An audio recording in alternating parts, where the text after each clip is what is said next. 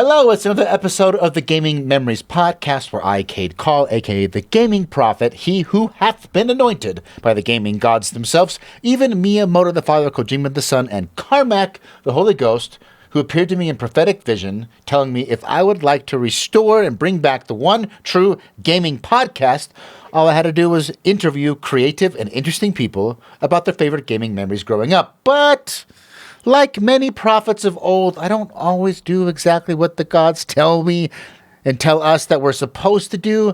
I got a little bit of a hypocrisy streak in me, so to speak. But that's okay, because I think today's conversation the gaming gods would accept as part of the gaming gospel. About 9 years ago, a group of friends and I started a tradition where at the end of the year, we get together and we all come prepared with a curated list of our favorite games of the year, why they're awesome, and why the group should try them out. This year, I decided to record it. It was a 4.5-hour meandering conversation, but with the help of Ashton Ruby, who is the fantastic editor of the also fantastic podcast Retro Hangover, we got this baby boiled down to 2 hours-ish of just pure, dense gaming gospel goodness. Essentially, the format is the guests will introduce themselves, and if they create content, some of them have YouTube channels, they will give a quick pitch on the content they create, where you can find that. Obviously, all those links are going to be in the podcast description. And then they start with their number 10 game, and we take turns, and we go all the way around until we reach number 1. Games, nonstop, all games we love, all games we feel like you, the listener, should try. I had a fantastic time having the conversation, and I would wager you'll have a fantastic time listening to it. That's it for the day. I say these things in the name of Miyamoto the Father, Kojima the Son, and Carmack the Holy Ghost. Amen, and enjoy the show.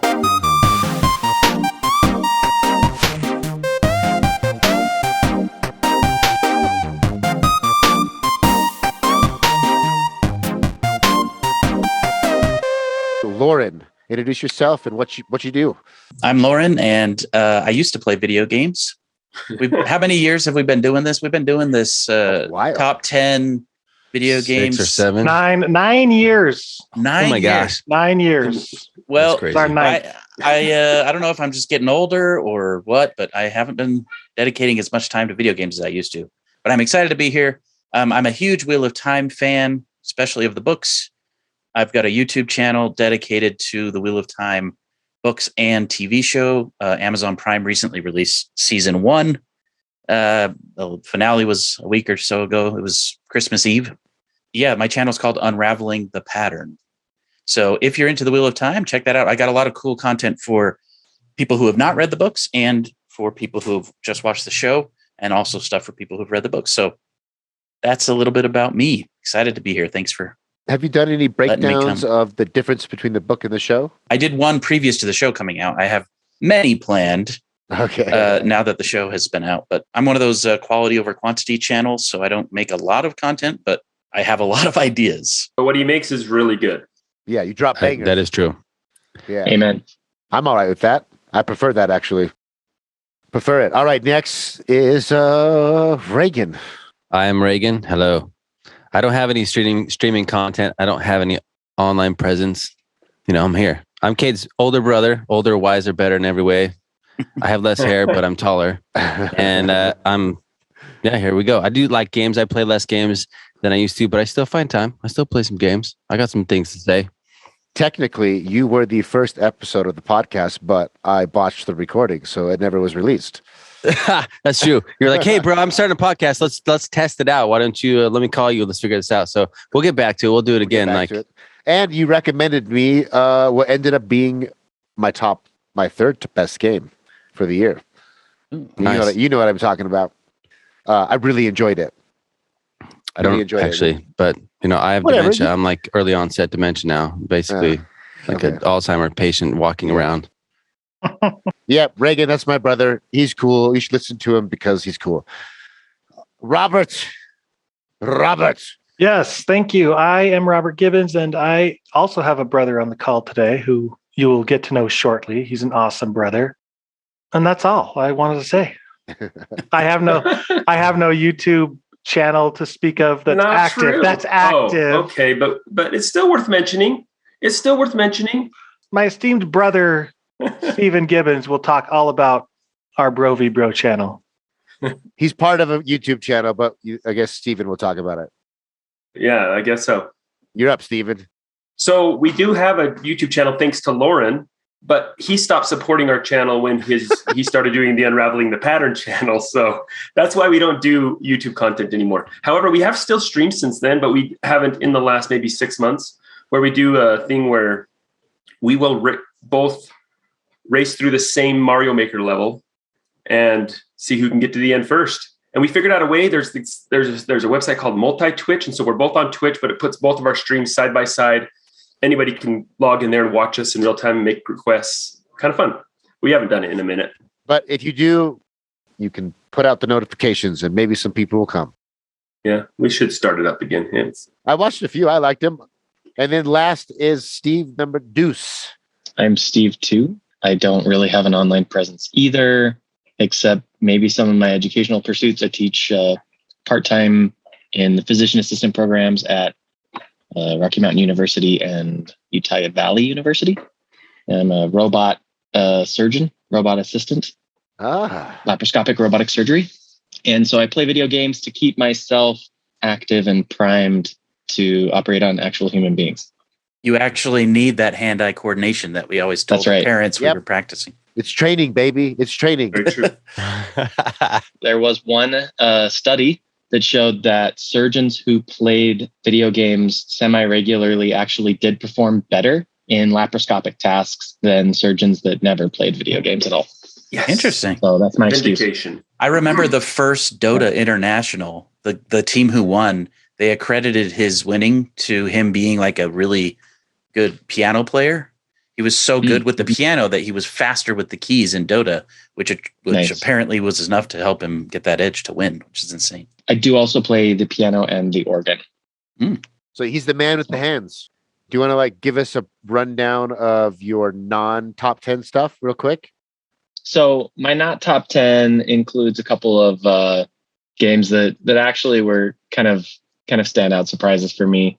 The top of the list was a really fascinating game called Oxenfree, which is available on pretty much every console, PC, mobile, tablets. You can play it kind of anywhere. It's a pretty basic 2D side scroller puzzle game.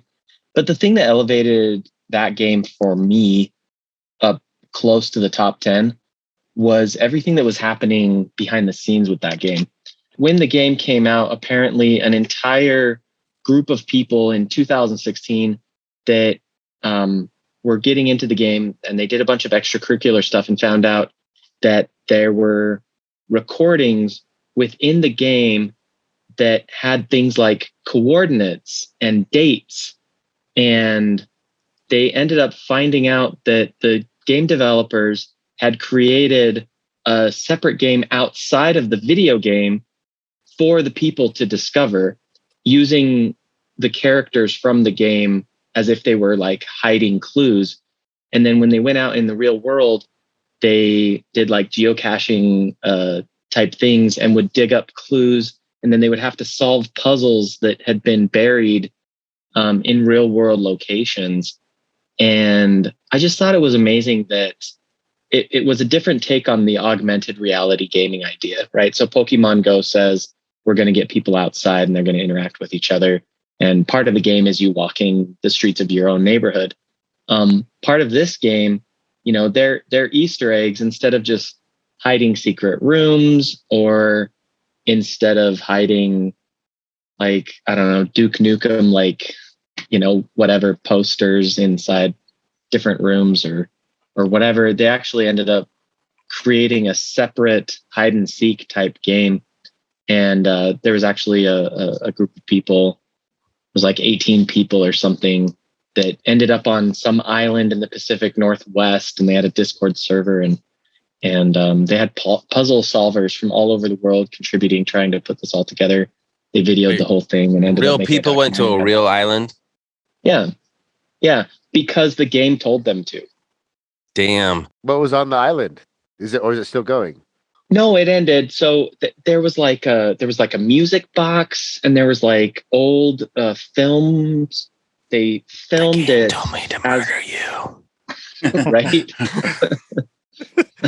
We're getting into some creepy territory here with this stuff. That'd be the next step. That's a resident. It's a Silent Hill, right? Like, What if No, they but found it like was- it secret was pretty tapes fun. of Ghislaine Maxwell and The secret fantasy island. yeah, and I that's put- the East my Coast God. version. That's the Yeah. East I Coast totally version. missed the beginning. What game was this? Oxenfree, which I've heard a lot about, but I just didn't know about this part of it. And by the way, Kate, are you smoking pot from some bag that you don't have to like light it up? Is that what that is? vaporizers, the volcano. This is the creme de la creme. This is the luxurious. This is the Range Rover. Luxurious. I don't I was mess like, what's the around. bag? That's the word Is of that the day cotton for candy? sure. That's No. pretty How is nice. it Range Rover if you're getting high out of a Walmart bag? Yeah, that's a good point. That does not look like the creme de la creme at all. Well, That looks like drinking wine out of a bag. looks sir. to be deceiving. It is Yeah. smooth as a baby's bottom. The best coffee okay. comes in shoe boxes. Yeah. Yeah, right. I don't know. It's the volcano. The potheads will know. The volcano is The, top the tier shit. volcano. I'm pretty sure that's not the first game to do that. Didn't Trials do that? The game Trials? The bike game. Yeah, I read some article, I think a few years ago. Maybe I'm confusing with another game, but I'm pretty sure it was that one. And they have something buried somewhere near the Eiffel Tower is what people discovered. And they said 100 years from now, we'll probably be dead. We have put something in place to do the final reveal, but it's like 100 years from now. Although Something it's weird not like true. that. It's not true at all, but nobody will know. maybe. Because 100 years from That's now, true. everyone will be That's a dead. really good I'm going to point. make a game where I say 100 years from now, I want you guys to dig up underneath the Statue of Liberty and your guys going to find some sick treasure. And I'll use it to sell the game and there's nothing there, but who cares? Achievement unlocked. Yeah, exactly. I have to caveat that because it's been like 5 or 6 years, I think, since I read that article. I don't remember exactly which game or what the details were. So, don't take me at my word, but something like that. Steve, Cool. blast us through the remaining non-top 10 candidates. Your honorable mentions.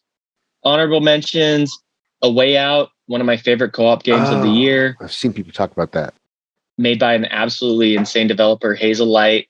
They also came out with a new game this year I haven't played yet called It Takes Two. And I'm really psyched. I also bought that play game, that. but I haven't played it yet.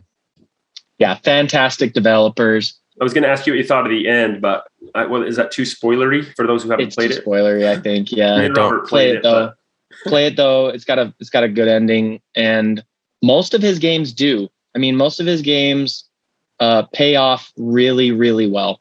Yosef Fares is his name. Shout out to my Arabic bros. American Truck Simulator was a game that I did not expect to enjoy at all because I'm not super into simulators, and I really hate trucking in general. But I've really been impressed, and I got to say that it's my honorable mention for game that the developer just absolutely loves and is still developing and probably won't be done with for another 15 years. And as far as I can tell, they're still going. There's a huge modding base, and it's an astounding active base for a game that sounds like it just should be the dumbest thing you'd ever want to do, which is drive a semi-truck. Can we just ask why you hate trucking? It just seemed I'm not a fan of driving. It just seems boring. And the first states that they released were Nevada and Arizona and California. And California was pretty cool, but I was like, why would I want to drive across Nevada? I mean, Las Vegas is in Nevada.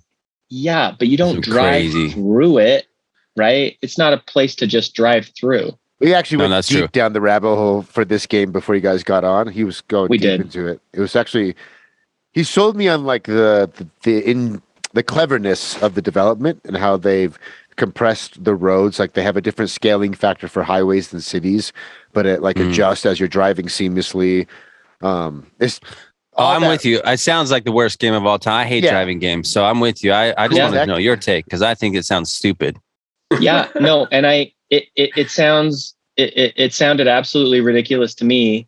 And then on Steam, it's got overwhelmingly positive reviews, and I thought maybe these people know something that I don't. Well, Goat Simulator was like a top game on Steam for ages, right? I don't even know what that game's about, but I've watched I my finally son played play it it. once. It's really stupid. It's fun. It's kind of wacky and quirky kind of game, but I was entertained for 5 minutes. I couldn't play that longer than that though. We live in an era where you can't say, well, it's really popular, therefore it must be good. I mean, we do understand that WAP won a Grammy, right? Everybody knows that. Yeah. Okay, that's the baseline we're living at right now. Whoopee cushions are popular too, right? They're just stupid. Hey, you take that Fair back. point. Fair point. Good point. So Goat Simulator is a digital whoopee cushion. It's a good way to put Anything it. else on your honorable mention? Yes. The last one I think is a very small indie. It's actually free. They don't even charge money ever for it. The title is about as long as the gameplay. It's called Dr. Langaskoff, the Tiger, and the Terribly Cursed Emerald, the Whirlwind Heist. They're trying to capture you just by sheer use of words. Just Google any of those terms, you might find their game. Basically, it's very much like Stanley Parable. It doesn't have nearly the branching narrative that Stanley Parable has. It's about a 1 hour gameplay if you play through it once, and then another hour if you play through it a second time. I would recommend playing the second time because the second time has a bunch of audio unlocks by the indomitable Justin Roiland of Rick and Morty fame. Huh. And so this little indie developer managed to get Roiland on board to record a bunch of just goofy, improvisational, funny little vignettes. And if you're a fan of Rick and Morty, it feels a lot like the improvisational kind of silliness of that. If you like Stanley Parable, I definitely would recommend taking the hour to play it.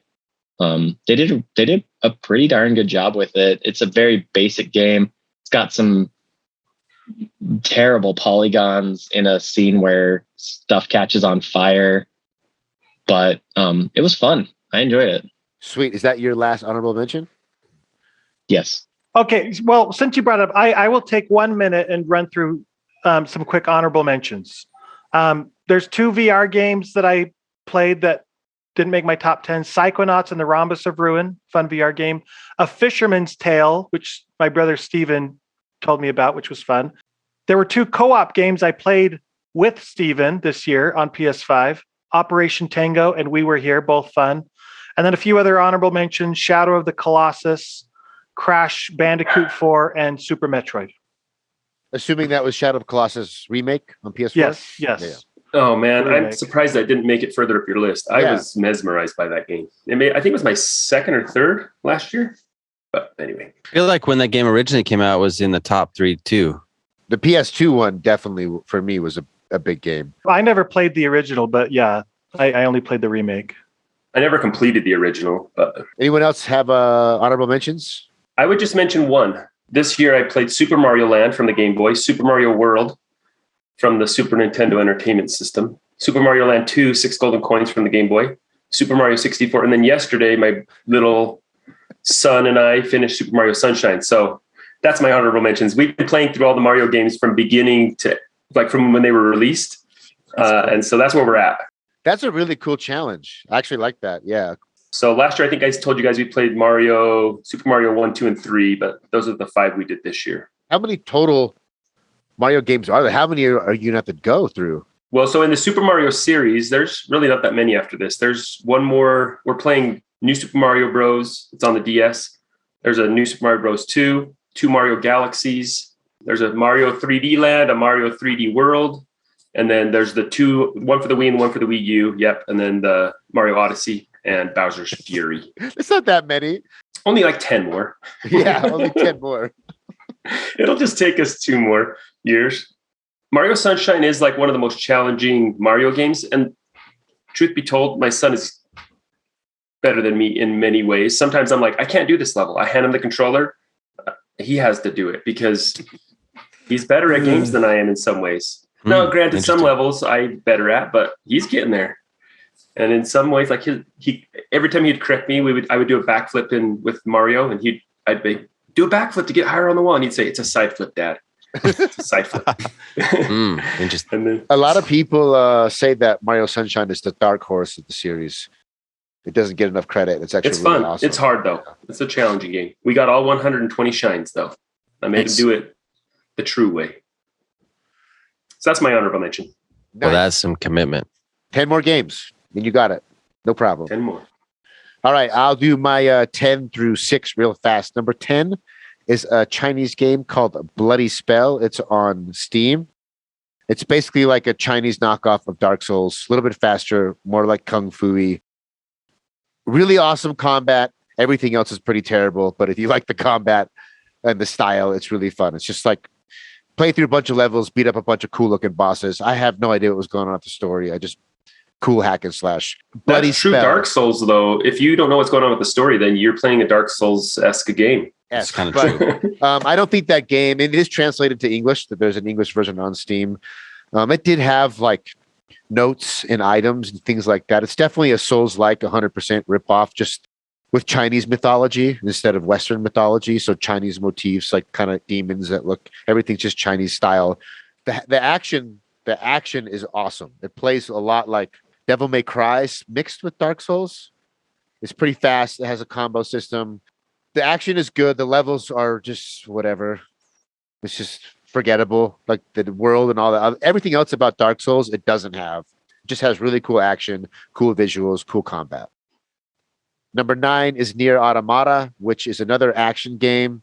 It probably would have been higher. It just was so hyped up by so many people. By the time I actually played it, it was awesome. It just wasn't the spiritual experience that so many people told me it was. But I could see how it would have been had I not been hyped up. You play it over and over again, and you unravel more of the story and what's actually going on, and it gets more meta and it twists in really ingenious ways.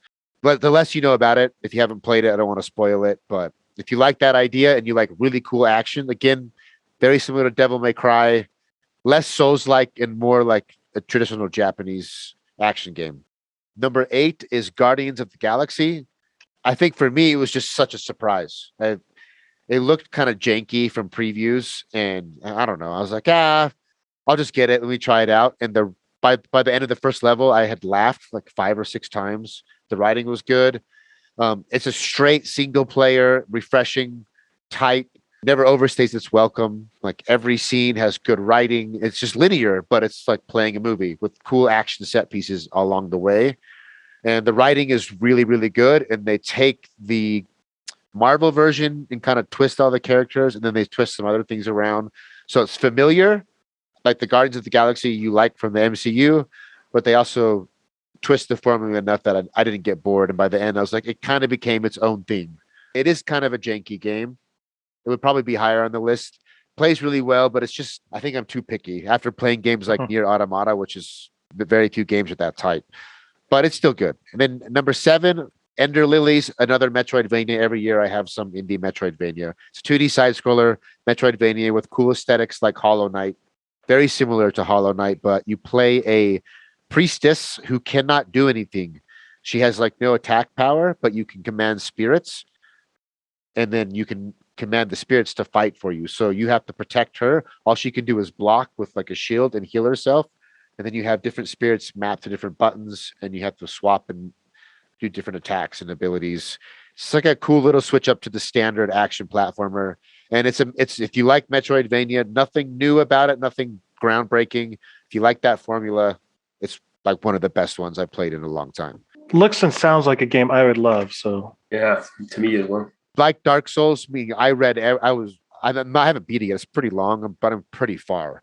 I've read like every item description, every spirit. I read about their lore, every area. They've built this entire I don't want to ruin it. It has a really cool backstory that explains. And like Nier Automata, everything in the game, even you dying and coming back to life, is all tied into the lore somehow. It's all like Cool. lore specific and cohesive. It's very awesome.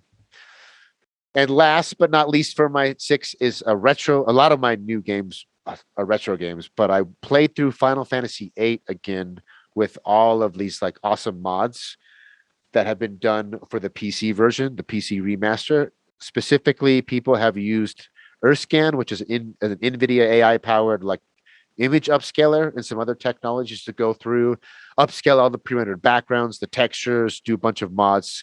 And there's a really robust modding community. So I basically found all the best mods, threw them all together, and I played through the game with the purpose to get all the boss fight footage, because I want to do like a longer YouTube video for deeper content that I'm doing. And having that purpose, like I want to play through this to get this footage. I use like a bunch of cheats and boosts to just get through it and explore like breaking the game in different ways. And playing through it like that with the mods, the game's not that great, honestly. But that experience for me was really, really fun. You'd have to be a nerd into like modding stuff and have nostalgia for the game. If you fit that category, it's not that hard to mod, and it's worth playing through again if you like the game. And that's it. Great list. Awesome. One quick question for you before you move on. On that Nier Automata, have you played or are you interested in the game that came out this year, Nier Replicant, which is the remake, I understand, of an older Yes, Nier? that's the remake of the game that came before Nier Automata. I am interested. Yeah. I got that game for Christmas, actually, and I started. I have not played Nier Automata, but I thought I'll play this one first and then move on to Nier Automata. And so far, I really like it. Nier Replicant. People love both of them, and the stories are fairly connected. I talked to a few people who are Nier super fans, and I just said, for time's sake, like, do I need to play the other one? And they said, if you really just want to get into Nier, just play Automata first, and if you love it, you can go back and play Replicant. I did love Automata, and I've thought about playing Replicant until I just let myself get spoiled because I wanted to fill in the gaps for Automata. I went online and read everything about Replicant, which sort of kills the motivation to play through it for me. If you're already playing it, just play through Replicant, and then you'll be in a prime spot for Automata. Cool. All right, Lauren, you're up. 10 through 6. Awesome. The first 8 games on my list are games I played before, but I played Rocket League one day this year. That's your number 8. That is my number 10. Oh, damn. Yeah. Here's why I brought it up. Because I was so addicted to that game. I was so dedicated. I got to the Champ 1 rank, which is pretty good, I think. Then I didn't play it for like 6 months. And there was one Saturday where I was like, you know what? I'm just going to fire this game up and play it. And I played my like 10 ranking games and immediately got to Champ 1 again. I was just really proud of myself. What's amazing about that game is it almost teaches you like muscle memory to the point where even 6 months of not playing it, I was able to jump right back in, which is kind of amazing. My 9 through 6 are all Half-Life games. I played Half-Life 2. I played Half-Life 2 Episode 1. I played Episode 2 again, and I played Half-Life Alyx again. And Half-Life Alyx was my number 1 last year. Just an incredible experience all around. The only problem with that game was that it was a little too short, in my opinion. But other than that, it was basically perfect. I'm a little too scared to play that game again. Yeah. It was my top game. I wanted to play all of the Half-Life 2 games in order. And last year I played Black Mesa over, which is the Half-Life 1 remake, basically. Anyway, just those are such quality games. And I might rank Half-Life 2 Episode 1 higher than Episode 2, but those are my first 5. Awesome. It would be cool to do like a Half-Life supercut or like you do with Super Mario. It's like go through the Half-Life games. Where does Alyx sit chronologically? Is it the last one also chronologically? No. It's confusing. Yes, it is. It is, and it is. You want to play it after Half-Life Episode 2 for sure. It's like a prequel that is part of the big story and the big like cliffhanger of Episode 2. So you do need to play them in development order. Yeah. But as far as like the actual story, it's tricky. Okay. I still don't have a way to play that because, Can you not use the Quest 2 to like on your PC You can. to play it? Yeah. Any VR headset will work almost. It seems like that's designed for PC. Well, and of all the VR games that are out there, Valve tried very hard to optimize it for every headset.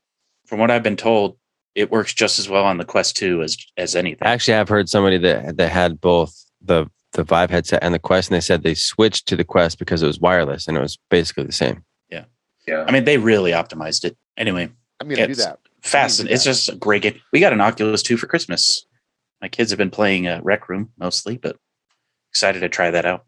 I like that idea to go through. I might do that, like going through all the Half-Lives. That would be fun. I would definitely recommend playing Black Mesa. It is a quality remake, and they completely redid the Zen stuff from scratch. Like they didn't, and it's way better than the original Half-Life. I'm actually going to be talking about Black Mesa quite a bit. Sweet. Great game. Yeah. Nice. All right, let's move on to Reagan, the brother. Okay, I don't have 10. I don't have a 9. Don't have an 8. I have a 7, 6. All right, hit us. 7 is Astro's Playroom. I got a PlayStation 5 this year. Astro's Playroom, I know, was I think Robert's list last year.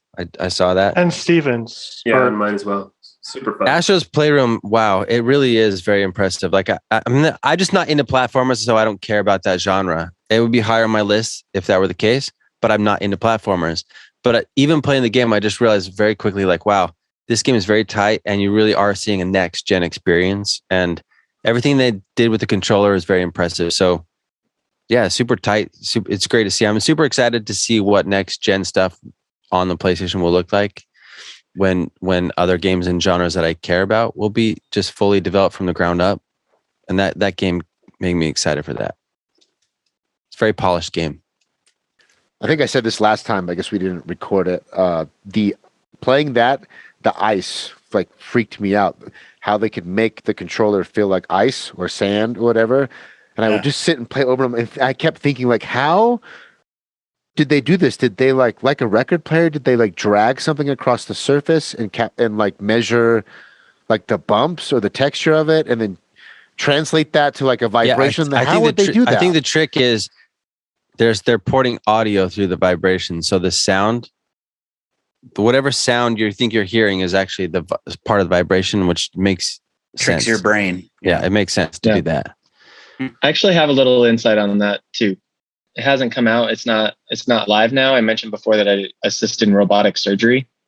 So with the Da Vinci surgical robot, what that does is that allows the operator to sit at a console with basically a VR headset, because the camera inside the body has 2 separate lenses. And so it's getting a stereoptic experience. So the surgeon actually is viewing the inside part of the body. And so you're seeing that in 3D. And so that allows the surgeon to actually work inside the body in 3 dimensions and more accurately grab things and stuff. But my point in that is that about 3 years ago at one of our national conventions, we heard that the company was developing haptic feedback for the surgeons to do this similar kind of thing, so that, for example, if they're working in there and they feel a drop of blood on the instrument, but they don't see it, they can look up and be aware that, there might be something bleeding, or you can feel the difference between soft and hard by using the haptic feedback within the instruments of the surgical robot as well. So these are applications that are being applied in real life as well. That's amazing. That's cool stuff. I've seen the ad for the Da Vinci robot thing where it's literally like peeling a grape perfectly. It's like one of their big. And then you sew it back together. Yeah, and they sew it back together. Yeah, that's one of the like practice things. Yeah, peel a grape and then sew it back together. Amazing. Reagan, did you have one more? Number 6, Mortal Shell. Mortal Shell. I want to Mortal play that. Shell. It's basically a very Dark Souls-ish game that has an interesting concept where you change bodies. When you want to change play styles, you just like essentially take over a different carcass or a different shell, and that plays differently. Like one's more defensive, one's more attack. So again, in Dark Souls, if you're doing a different build, whether you're doing a dexterity build or a strength build, in this game you just switch shells. It's a shorter game. It's not as long as a Dark Souls game, but it's definitely very cool aesthetic and like some great ideas. I actually am excited to see. I feel like the developers are probably going to make another version of this game that's bigger and better. And this is just like it's like a half game almost. But it also came out with the free PS5 update, which is cool. Yeah, I played the Games Pass beta, which was really short. It was just like the first area. I really liked it. It like the aesthetic was cool. Like when you first appear, you're just like the non-shell shell. I guess like your true shell is like this white faceless I don't know. And it seemed like they were implicating some really cool lore of what the nature of the shell is and what's going on, and it piqued my interest.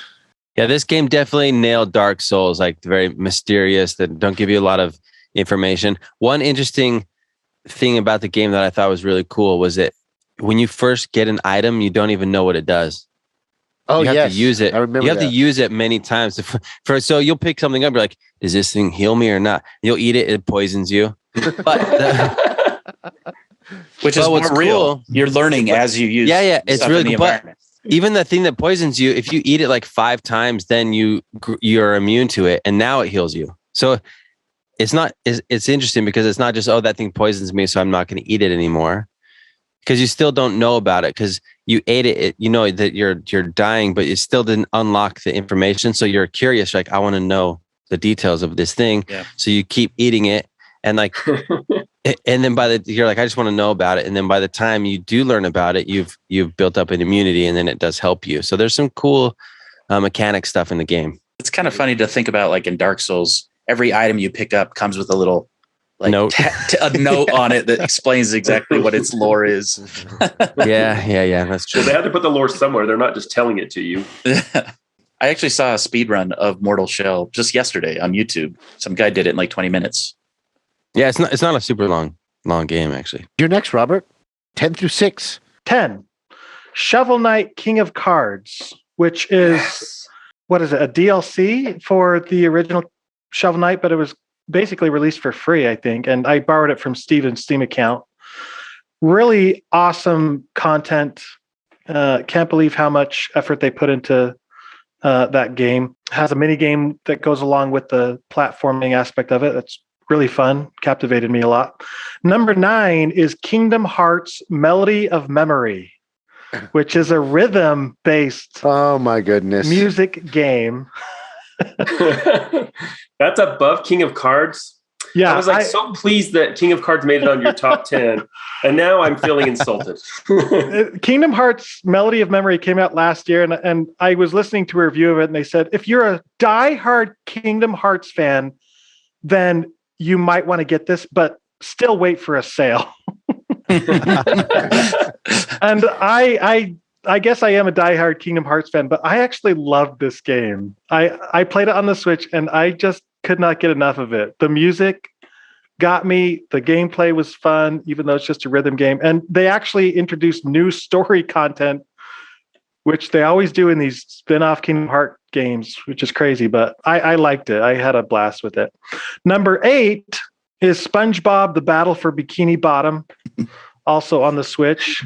Not quite sure what's going on Rehydrated. here. Rehydrated. This is the remaster of an old SpongeBob game that I never played, but Bikini Bottom rehydrated. yeah, That's great. the Battle for Bikini Bottom Rehydrated.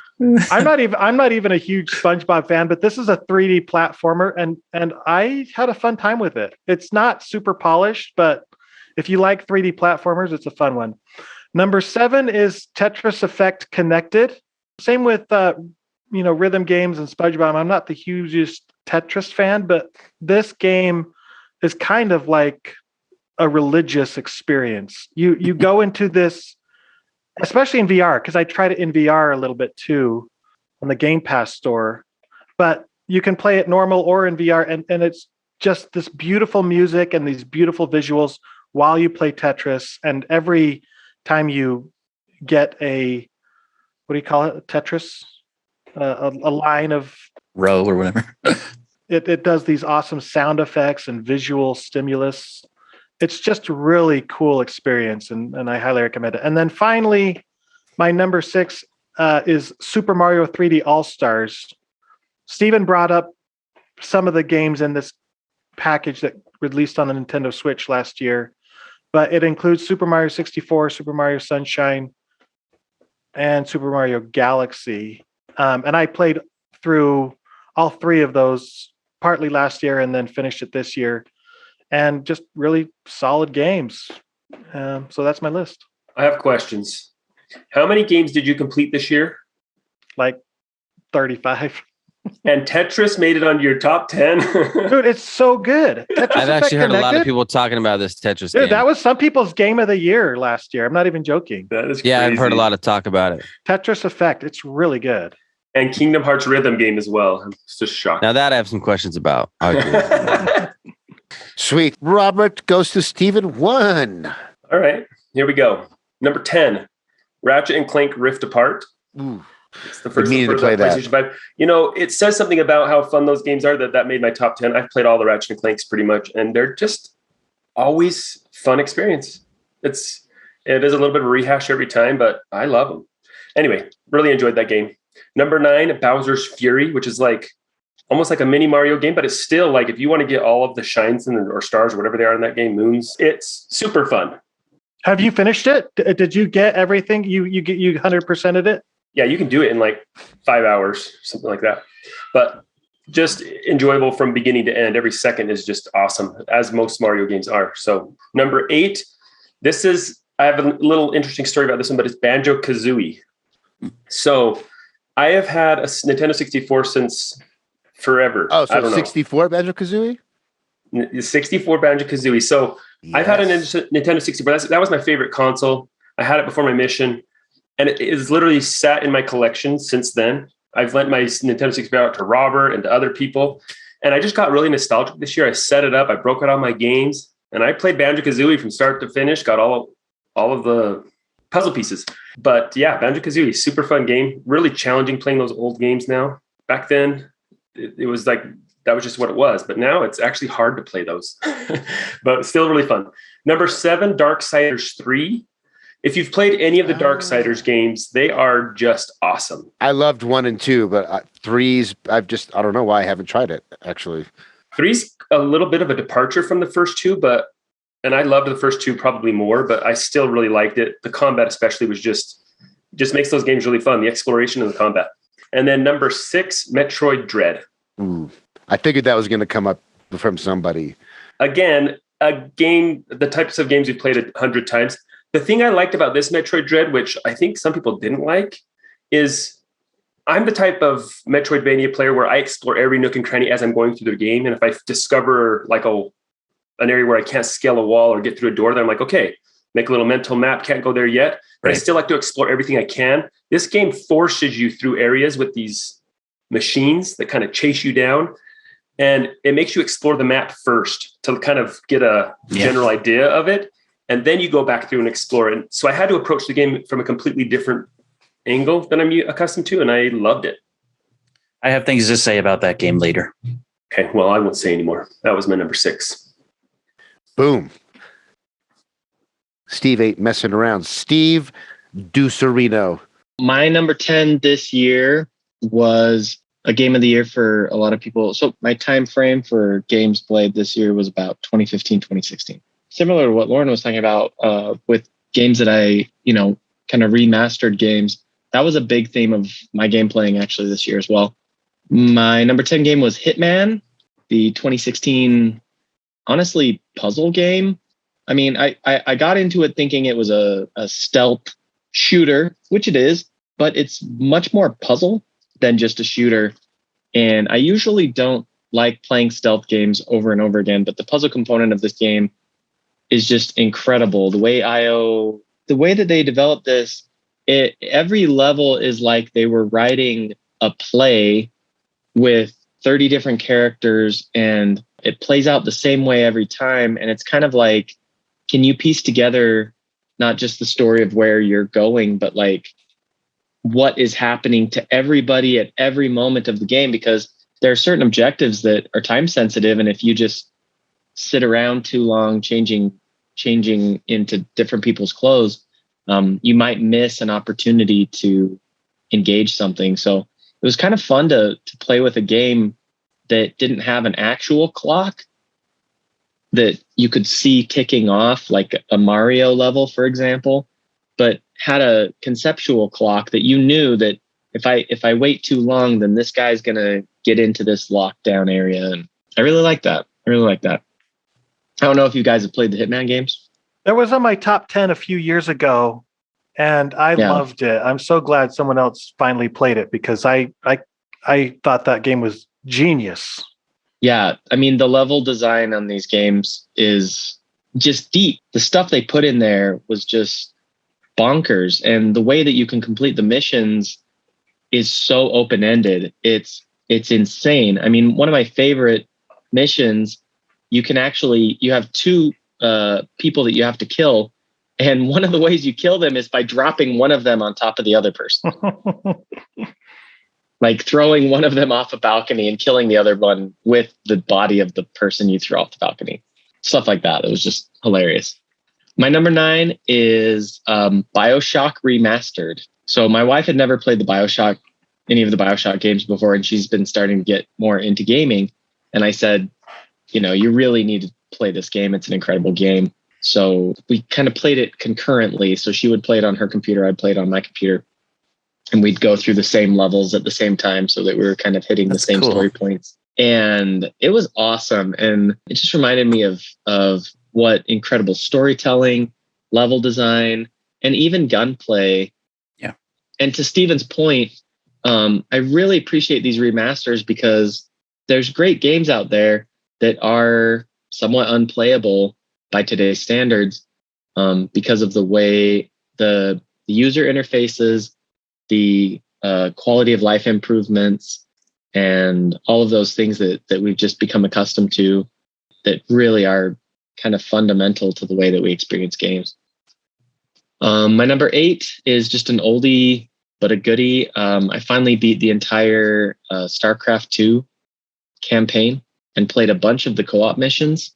It really is just a masterpiece in RTS gameplay. The co-op missions are still fun today. They did an incredible job of making a game that I think came out in 2012. So it's like a 9-year-old game that is still relevant today, just because they had given so much time and attention to it. But we don't speak of Blizzard now, so I guess that's the last time you'll be hearing me say anything about Blizzard games. My number 7 is the Telltale series Batman and Batman: The Enemy Within. I've always been a fan of narrative stories. Telltale made another very good game. Reagan's already asleep.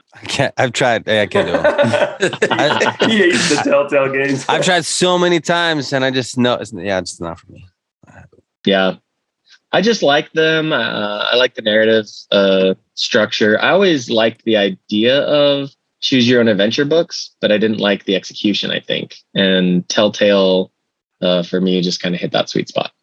And then my number 6, going into remakes, Uncharted 2 Among Thieves. Is that the PS5 version? They have a PS5 version, right? Remaster. The remaster, yeah, the Nathan Drake collection. Oh, yeah. So I never played the Uncharted games, and I kind of wanted to start at the beginning because I hate getting into a game and then saying, oh, I want to try where this came from, and saying, oh my gosh, this is janky and I hate it. Yeah, and not being able to finish it. Yeah. Mm-hmm. So I started with Uncharted 1 and it was janky and I hated it, but I played it because I didn't know any different.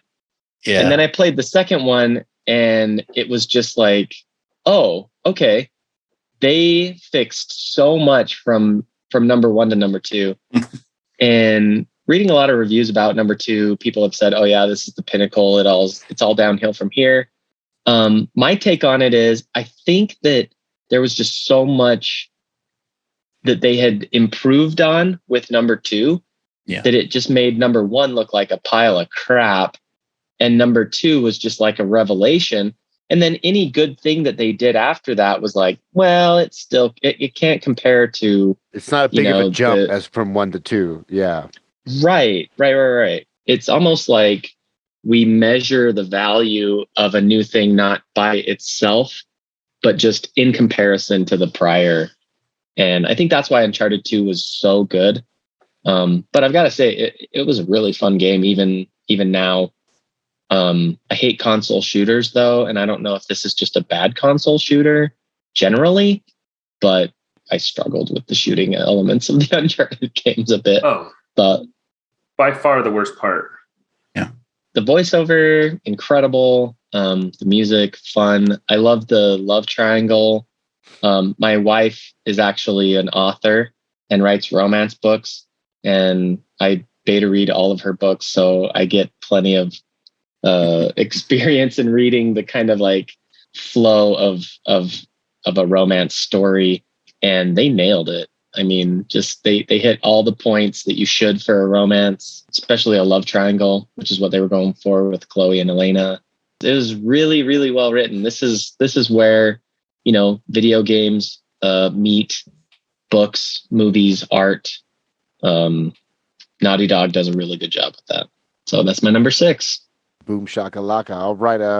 We're back to me. Okay. Number 5. This is PC only. It is Dark Souls Remastered Tester. This is a massive. I have heard about this. Oh my goodness! Are you guys in for a treat? Tickle. I posted one clip yesterday. It's already at 500,000 views. It's like this mod. And it's not for me. I just posted like a 5-second clip of me playing this. But what this mod is, it's like a full-on like entire game mod by this guy named Inferno Plus. I guess he's super popular in the Dark Souls community. He's a well-known modder, and he did a bunch of stuff outside of this feature, but the biggest selling feature is it has all the Halo guns hidden in the game, and they're really hard to find. But you got to play through the game to find them, and they're like really hard to find. But I also got like a debug thing where you can like build your character however you want. So you don't like, you can just experiment with builds and you can get whatever armor and get cosmetically. So I dressed up as Solaire, obviously. Yeah. And then once I found the SMG, so the first gun you find is the plasma pistol. And then I found the SMG. I've only had the SMG so far. The things they're hard to find. Like they're really, I am looking them up because the first 2 were so hard to find. I can't spend that much time for the rest of them. But I just blasted through the Onion Knight. I blasted through like the Lake Hydra. It breaks the game, but it just kind of like, and there's also other spells. Like there's a spell where you can launch yourself as far as you want, as long as you hold the button down. It breaks everything. But you just like start, like I tried to launch from Firelink Shrine all the way up to Anor Londo, like its peak. And you can. It took like a minute and a half of flying.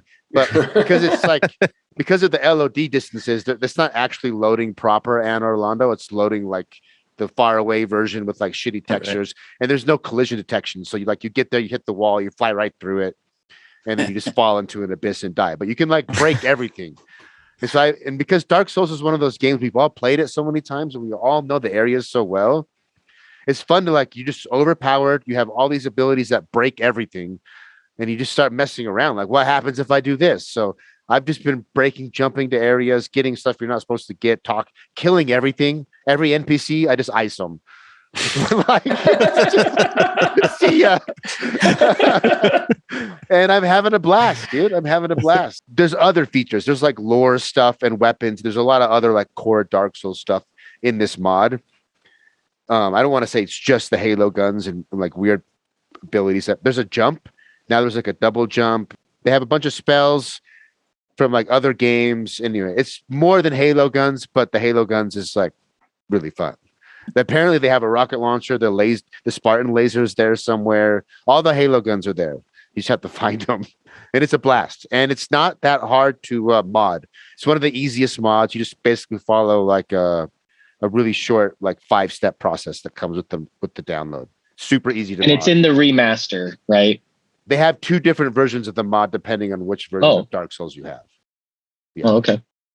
It's awesome. So if you just want to play through Dark Souls 1 again and explore and mess around, like more casual, I mean, you don't have to like break the game. You don't have to use the debugger and build stuff. But of course, I wanted to see like what happens if I have maxed out stats of everything. Like what would be the theoretical level max and how many souls you'd have to, even cheating, like pulling up, like typing in souls. It took me like 20 minutes to level my guy all the way up. Because it like, you know how it scales exponentially, more souls to get the next level and you get less rewards. It just got to like these ungodly numbers that were like 10 to the negative blah blah blah. But I eventually got my whole like guy completely statted out, which doesn't give you anything. Like the last, I don't know, like from like level 200 to 700, you're getting like 1 stat point every 50, 60, 70 levels.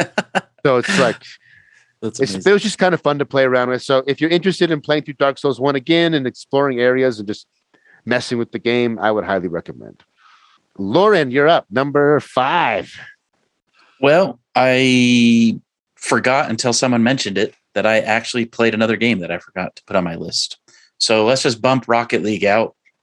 And I'm going to add, I played Dark Souls 3 again this year, and I played all through the DLC and everything. Just really loved it again. So that's actually going to be my new number 6. My number 5 is BioShock Remastered. and Steve Loper talked about this.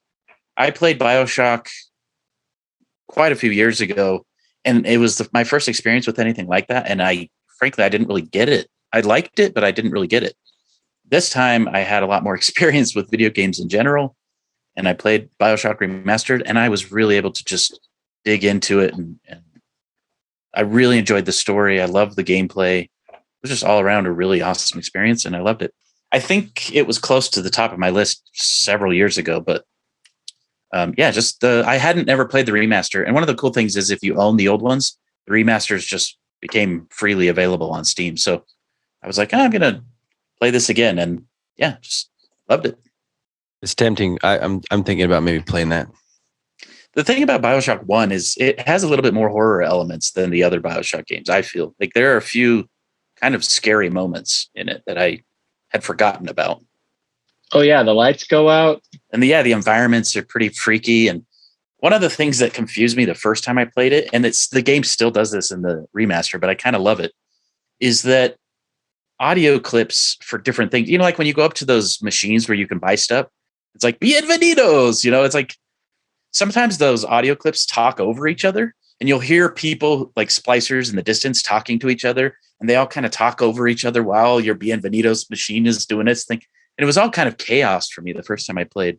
But there's something fun about that to me, the way that every little audio clip kind of almost frenetically, if that's the word, frantically talks over each other. It's fun. It's a fun environment. Definitely an excellent world building game. Yeah, for sure. And BioShock 4 is in development, and it will be in space, I think, is what I heard. On the moon, maybe. Yeah. Unreal Engine 5. I'm so excited. Robert. My number 5 is Metroid Zero Mission. I never thought I would play this game, but when Metroid Dread came out, I had heard that if you want to play the original Metroid, Zero Mission is the way to go because it's a remaster of the original Metroid. Remake. With all the bells and whistles. Yeah, remake. I learned you could get it on the Wii U for $7, and I just happened to have the Wii U set up again. And so I bought it and played it, and it was amazing. It was so much better than I thought it would be. I had played Super Metroid, and as you remember, that was on my honorable mentions this year, a long time ago, and I liked it okay. But Metroid Zero Mission, in my opinion, is more polished and more fun to play than even Super Metroid. And it's got some extra content in it that makes it even more modern and more exciting than I would have expected. And so that game was really awesome. Highly recommended to anyone who's a big Metroid fan. Yeah, and the graphics look great. Like, it doesn't feel like a Game Boy Advance port. It feels like just a really good game. The original Metroid is really obscure and hard, and it's you don't know where to go or what to do, and the controls are crappy.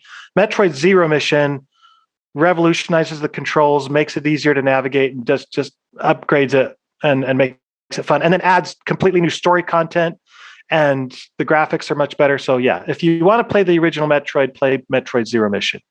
Funny story about Metroid Zero Mission and Metroid Fusion. So way back in the day, I was like, I'm going to play all of the Metroid games. And I had a DS at the time that you could play Game Boy Advance games on. So I bought both those games, and I think they honestly cost me $10 each. And then after I beat them, I sold them again, like on eBay or wherever I bought them, just resold them, get my money back. Today, both of those games are like $100 games. If you own a Metroid, the original games, like the cartridge, they're worth $100. Oops. They're so rare. Yeah. I know, oops. But who would know? Just a funny story. Number 5, you're up, Reagan. So my number 5 is actually a game that was on my list the previous year, and it's Resident Evil 7. When I put Resident Evil 7 on my list before, I was playing on the PlayStation VR, and I even said I never finished the game because it was too scary. Now, and that's weird for me because I love horror games and I love survival horror games, but there's something. It was a combination of the PlayStation VR making you a little bit nauseous because it's not ready. Like, the PlayStation VR kind of sucks, to be honest.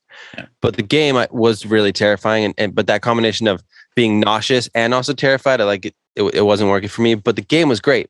So I finally went back and played it. I heard lots of good things about Resident Evil Village, but I had never finished 7. So I went and finished the game. And actually, that game is very creepy. Like, there's definitely moments playing Resident Evil 7 that are, even as an adult, I'm like, damn, do I gotta turn the lights on? Like, what's There's no shame in that. No. they do a great job. It is definitely super, super creepy. That's it. That's all I gotta say. If you like survival horror, it's a no-brainer. If you don't, then you don't. It is what it is. My limits lie at BioShock and the place you go in Half-Life. What's that called? That weird Ravenholm. Ravenholm, yeah. That's my max. Don't go to I don't go Ravenholm. beyond that. Steven 1, it's you. So number 5 is this is the second time a VR game has made it onto my list, and it's Moss. It's not a game you stand and move around in, but I don't know if any of you have heard or seen Moss. Moss 2 is coming out soon, which I'm really excited for. But you sit in a chair, put your VR headset on, but you sit like the world is at like chest height, and you play this little mouse with a wooden sword, and it's a little action platformer. But oh man, I freaking loved that game so much. I was just mesmerized from beginning to end. I tried to do every possible. I didn't platinum the game, so to speak, get every achievement, but I came as close as I could. Was it the VR experience that made it so great, or could that game have been just as good as a regular game?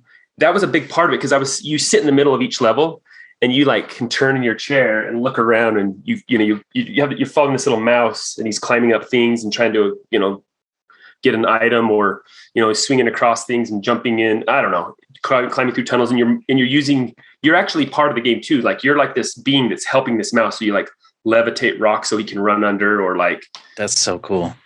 Just the whole thing was and he even like kind of looks at you sometimes, and there's a little bit of interaction there. So you have a part to play. It's not like you are the mouse. Awesome game. Highly recommend. Can't wait for number 2. If you've got a VR, I highly recommend it. All right, Steven Ducerino. Mine is going to be pretty quick because it was the end of the Nathan Drake collection, and it's Uncharted 3 Drake's Deception. I actually thought that this was better than the second one. And in my list, it just ended up that these were 5 and 6. So it just happened to sneak its way into the top 5. I think I could have slapped the trilogy together and made it all into one component, but I didn't, because that first game is that bad. I didn't want to taint the trilogy by including that first terrible game. But I actually liked the third game better for a couple of reasons. I liked the story a bit better. The first 2 games, they're going along, and then all of a sudden it felt like, oh, we have to explain why this happened. And so we're just going to make up a lot of supernatural mumbo jumbo for stuff that honestly has no context in real society. I liked the third game because it was all plausible. And the supernatural element in the third game was basically a psychoactive hallucinogenic drug that existed only in one part of the planet. That can happen.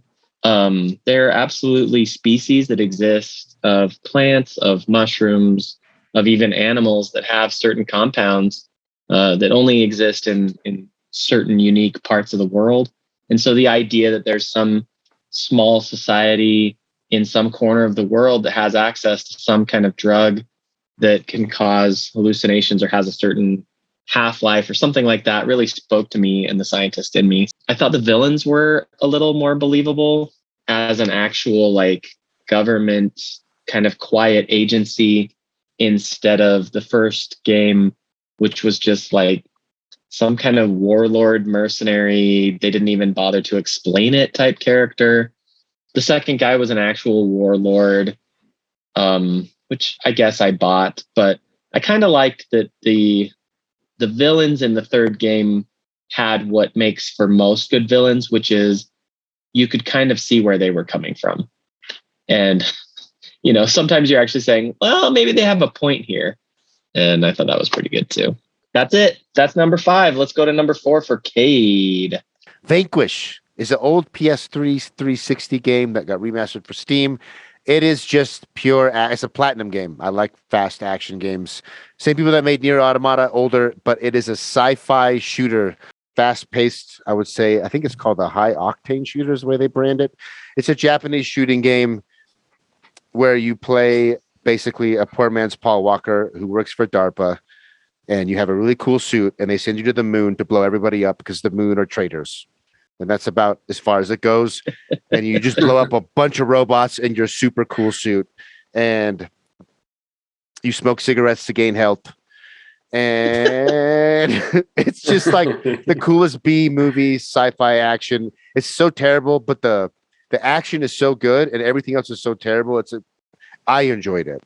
It's hard to explain other than it's Platinum Games. It's just like fast action, and you shoot stuff and you have cool weapons. I'm trying to think what the best part about it would be.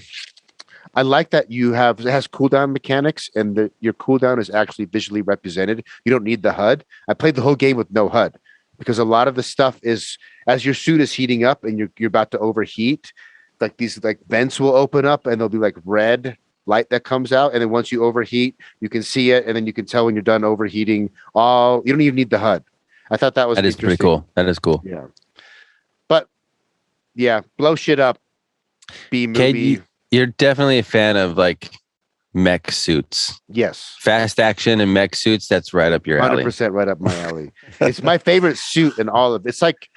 It's way cooler than Iron Man suit.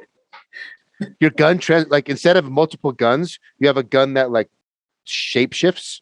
It has like different versions, and you just swap between versions, and it changes the behavior of the gun. It's just so bad everywhere else. Like the story is, you wonder like who signed off on this. Like someone got paid money to make this. It's a Japanese translation, right? Maybe. It's so bad, but they can tell us whatever they want. How would I know? I guess you would know. Play it in Japanese, but it's just one excuse after another to have a really cool set piece with cool stuff to blow up. So yeah. that's up your alley. It's good enough. It's a Michael Bay game. Yeah, Japanese Michael Bay game. Lauren. I played a game for my number 4 where you also smoke cigarettes to get health. That was BioShock 2 remastered. Isn't that a thing in this game? I don't have a lot to say about this. BioShock 2, when I played it previously, was lower on my list. I did not like it very much compared to BioShock 1. I don't know why. Similar to the Uncharted games, I felt like there was some stuff that was just a little too repetitive, like drop into an area, you take out some people, you do that again 50 times. And I got kind of sick of that with Uncharted 1 in particular. I felt like Uncharted 2 was always sort of changing, and it was enough different to make it interesting. But that's how I felt about BioShock 2 originally. This time, for some reason, I liked it better than BioShock 1. The story was more compelling to me. I enjoyed running around and protecting the bodies while the little girls get the Eve out of the dead bodies and then setting traps and all that. I think it was just too repetitive the first time I played, but for whatever reason, I really enjoyed it this time. Maybe the increase in quality from the remaster was what did it for me, but I ended up really, really liking it. BioShock 2 has one of the best DLCs I've ever played, which is called Minerva's Den. It's just a really, really well-written, tightly put together DLC, and I enjoyed that a lot as well. It is I've never played 2. I've only beaten Infinite, but from my understanding, the internet culture would be outraged at you saying BioShock 2 is better than BioShock 1. And I didn't think that the first time, but this time, the experience of it, and I should mention, I played both of these this year on easy mode.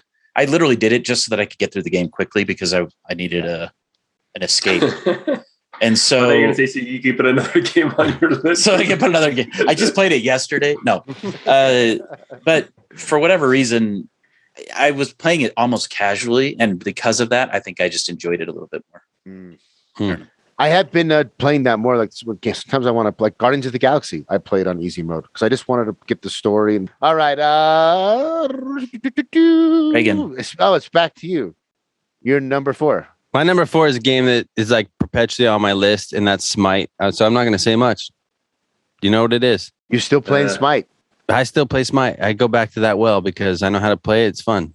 It's my game that I jump in and I play, and then I get to a point where I'm like, this is a waste of my life. I should be playing a game that doesn't have an end. Do you play the arena mode at all? Yeah, sometimes. Yeah, for sure. That was the one that I got really addicted to back when I played it. Sometimes arena because it's faster, and I'm like, you can't, when you're playing a game online like that, you can't pause it. So if I have other things going on, I'm like, okay, I have 20 minutes, I'll play that. Yeah. Robert, number 4. My number 4 is The Last of Us Part 2. Yes. Most years, I think this would have been on my number 1, but I think I played a lot of really fun and quality games this year. But The Last of Us Part 2 was really good. No spoilers. Amazing story.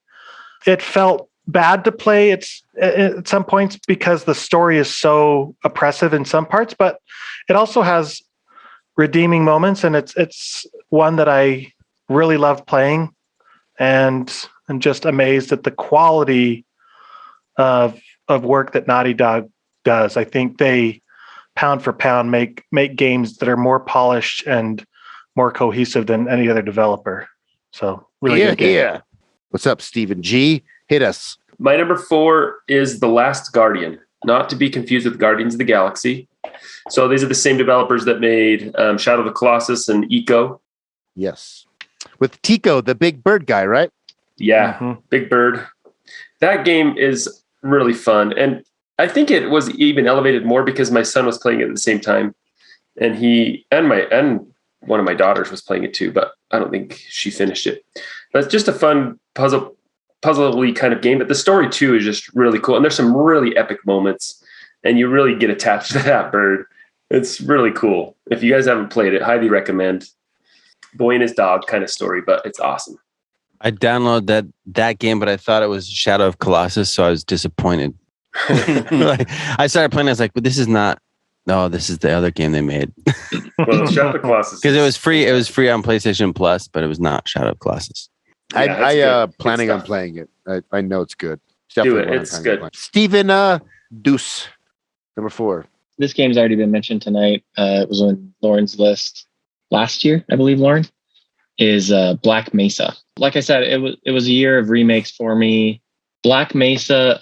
There were a lot of moments in playing that game that I had to remind myself this was a fan-made game. Yeah. That this was just a remake. Obviously, it has the DNA of one of the best video games in video game history.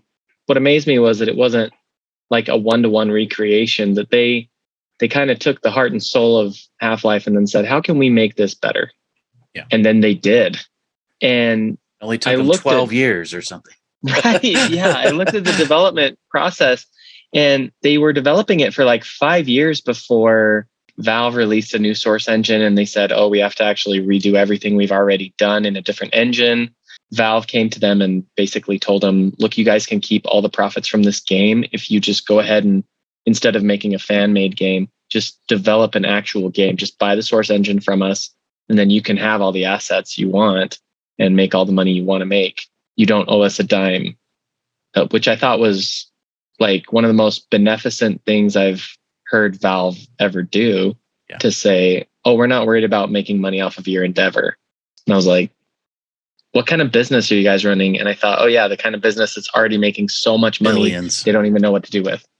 The voiceover work was good. The sound design was fantastic. They really did an amazing job with all the things that Half-Life did that was amazing in the first place. Like AI was crisp. The kind of 360 feel, the stereo sound was very well intact. The Zen level, oh my gosh, what a beautiful place. And I was like, I could have a game just this. That's just this. Right. Guy goes to an alien planet and stuff happens on this planet. Was just thrilling. The ending was way more fun than the base game. I enjoyed that far more. But still somehow, like, they made the boss battle better. But honestly, about halfway through the boss battle, I was like, okay, I'm bored. This is still one of the worst endings to a video game. That weird But they're baby staying thing. true to, yeah. I was like, why am I don't get this. But the Crowbar Collective, bravo to those guys. If you consider yourself a Half-Life fan, or if you've ever enjoyed the Half-Life games and you haven't played Black Mesa, you must play this game. This is an absolute must. And I'm really glad I played it. I had a bunch of fun, and I didn't even scratch the surface of the crazy achievements where you can carry a pizza box to the end of the game, and then it's like raining pizza boxes at the end. Or there's an ending where you can actually, there's the gonad monster that you can actually, there's a peaceful resolution option that I found out about. So you don't have to kill that monster. There's all this stuff that they threw in just because they thought if you're a fan of Half-Life like we are, you're going to enjoy playing this over and over again. There's a lot of different ways that you can do this. And yeah, it was a really, really good game. So I feel like I followed the development of that game for like 6 or 7 years. Yep. And I remember Right. when they released the first version of it, Zen was not available yet. They basically started selling it on Steam as like a beta version of the game. And I played Yeah. through it and I really liked it. And it felt very much like the original Half-Life to me, just with better graphics and AI and everything. But then when they finally released like the finished game and I decided to play through the whole thing again. The Zen, what I loved about it was you could tell that they learned a lot about game development over the course of doing this. Because I think they were all kind of like nobodies who hadn't really had a lot of Mhm. experience. They were just really passionate. But by the time they got to the Zen portion, they were like, we're going to build this our way. And that was, to me, the standout part of the game. It was absolutely gorgeous. The level design was really good, I felt. They introduced some really cool mechanics that I felt they did that in the original Half-Life as well, but they introduced them just enough for you to try them and then it's over. And I feel like they gave you a lot more time in Zen. Anyway, I was blown away by that last sort of chunk of the game, the Zen chapters. They're now like top tier game developers in my mind. absolutely. Bravo, Crowbar Collective. Good job, guys. All righty. Number 3 for me is a game that Reagan actually recommended to me like 3 days ago. And it's called Kid A Amnesiac. Hmm. It's a walking simulator. So it's a simple game. You just walk around. I don't know how to describe it. Like a digital art exhibition that was designed in tandem with Radiohead and Epic Games. And so I'm trying to be careful because it's best to go in blind. It's free. So you should definitely just do it. And it's like an hour and a half tops, maybe 2 hours, depending on how like thorough you are. But you basically go and I'm not a huge Radiohead fan. I'm sure if you were a big Radiohead fan and you knew their songs and their lyrics, there'd be a lot more depth to it. I think a lot of the things were over my head because I just don't know a ton about Radiohead. You basically walk through this psychedelic art exhibition that's like tied to Radiohead songs, but they do a lot of stuff where the sound augments based on what you do, and you just kind of go through an art exhibition, like an experience. There's like different rooms that have different themes, and it gets progressively more trippy and cool the farther you go, and then it ends kind of like with the finale. That's about as much as I could say. It's really short. The closest thing I would actually be an old cult classic game on PlayStation 1 called LSD Dream Simulator. Mhm. It's like a new age version of that game, which LSD Dream Simulator is this like obscure dude that made a video game for PlayStation 1 about his dreams and never made another game. And it's become this cult classic because it never ends. It like just keeps compounding on itself and remixes itself, and it's like this weird cult classic that people have tried to figure out secret meetings behind it. And then I ended up interviewing a guy on my podcast that interviewed the creator of that game, and he said there's no like grand scheme to that game. It's just like he just made some like skits about his dreams, and everyone is like trying to pull more meaning out of it than it really was. I'm not saying Radiohead's like that, but I could see that happening because it's just the best depiction of maybe doing psychedelics without actually doing them that I've ever experienced. It's not on VR yet, but I think if it does come on VR, you have maybe wait for that version. But it's free. It's on Mac, PC, and PS5. I think it's worth trying. Hour and a half tops. What if you actually did psychedelic drugs and then played it? Would it just be I've normal, had like that. a normal walking game? I highly recommend doing that. Like cancels itself out. I don't know. I've thought about doing LSD and playing LSD Dream Emulator as like a shtick for some video content, but I don't know if you could play a video game on LSD. I don't think I could. Yeah, it's basically an art exhibition trip simulator, and it's free and it's short. I think it's worth trying. Cool. All righty then, Lauren. My number 3 is I work at a computer all day.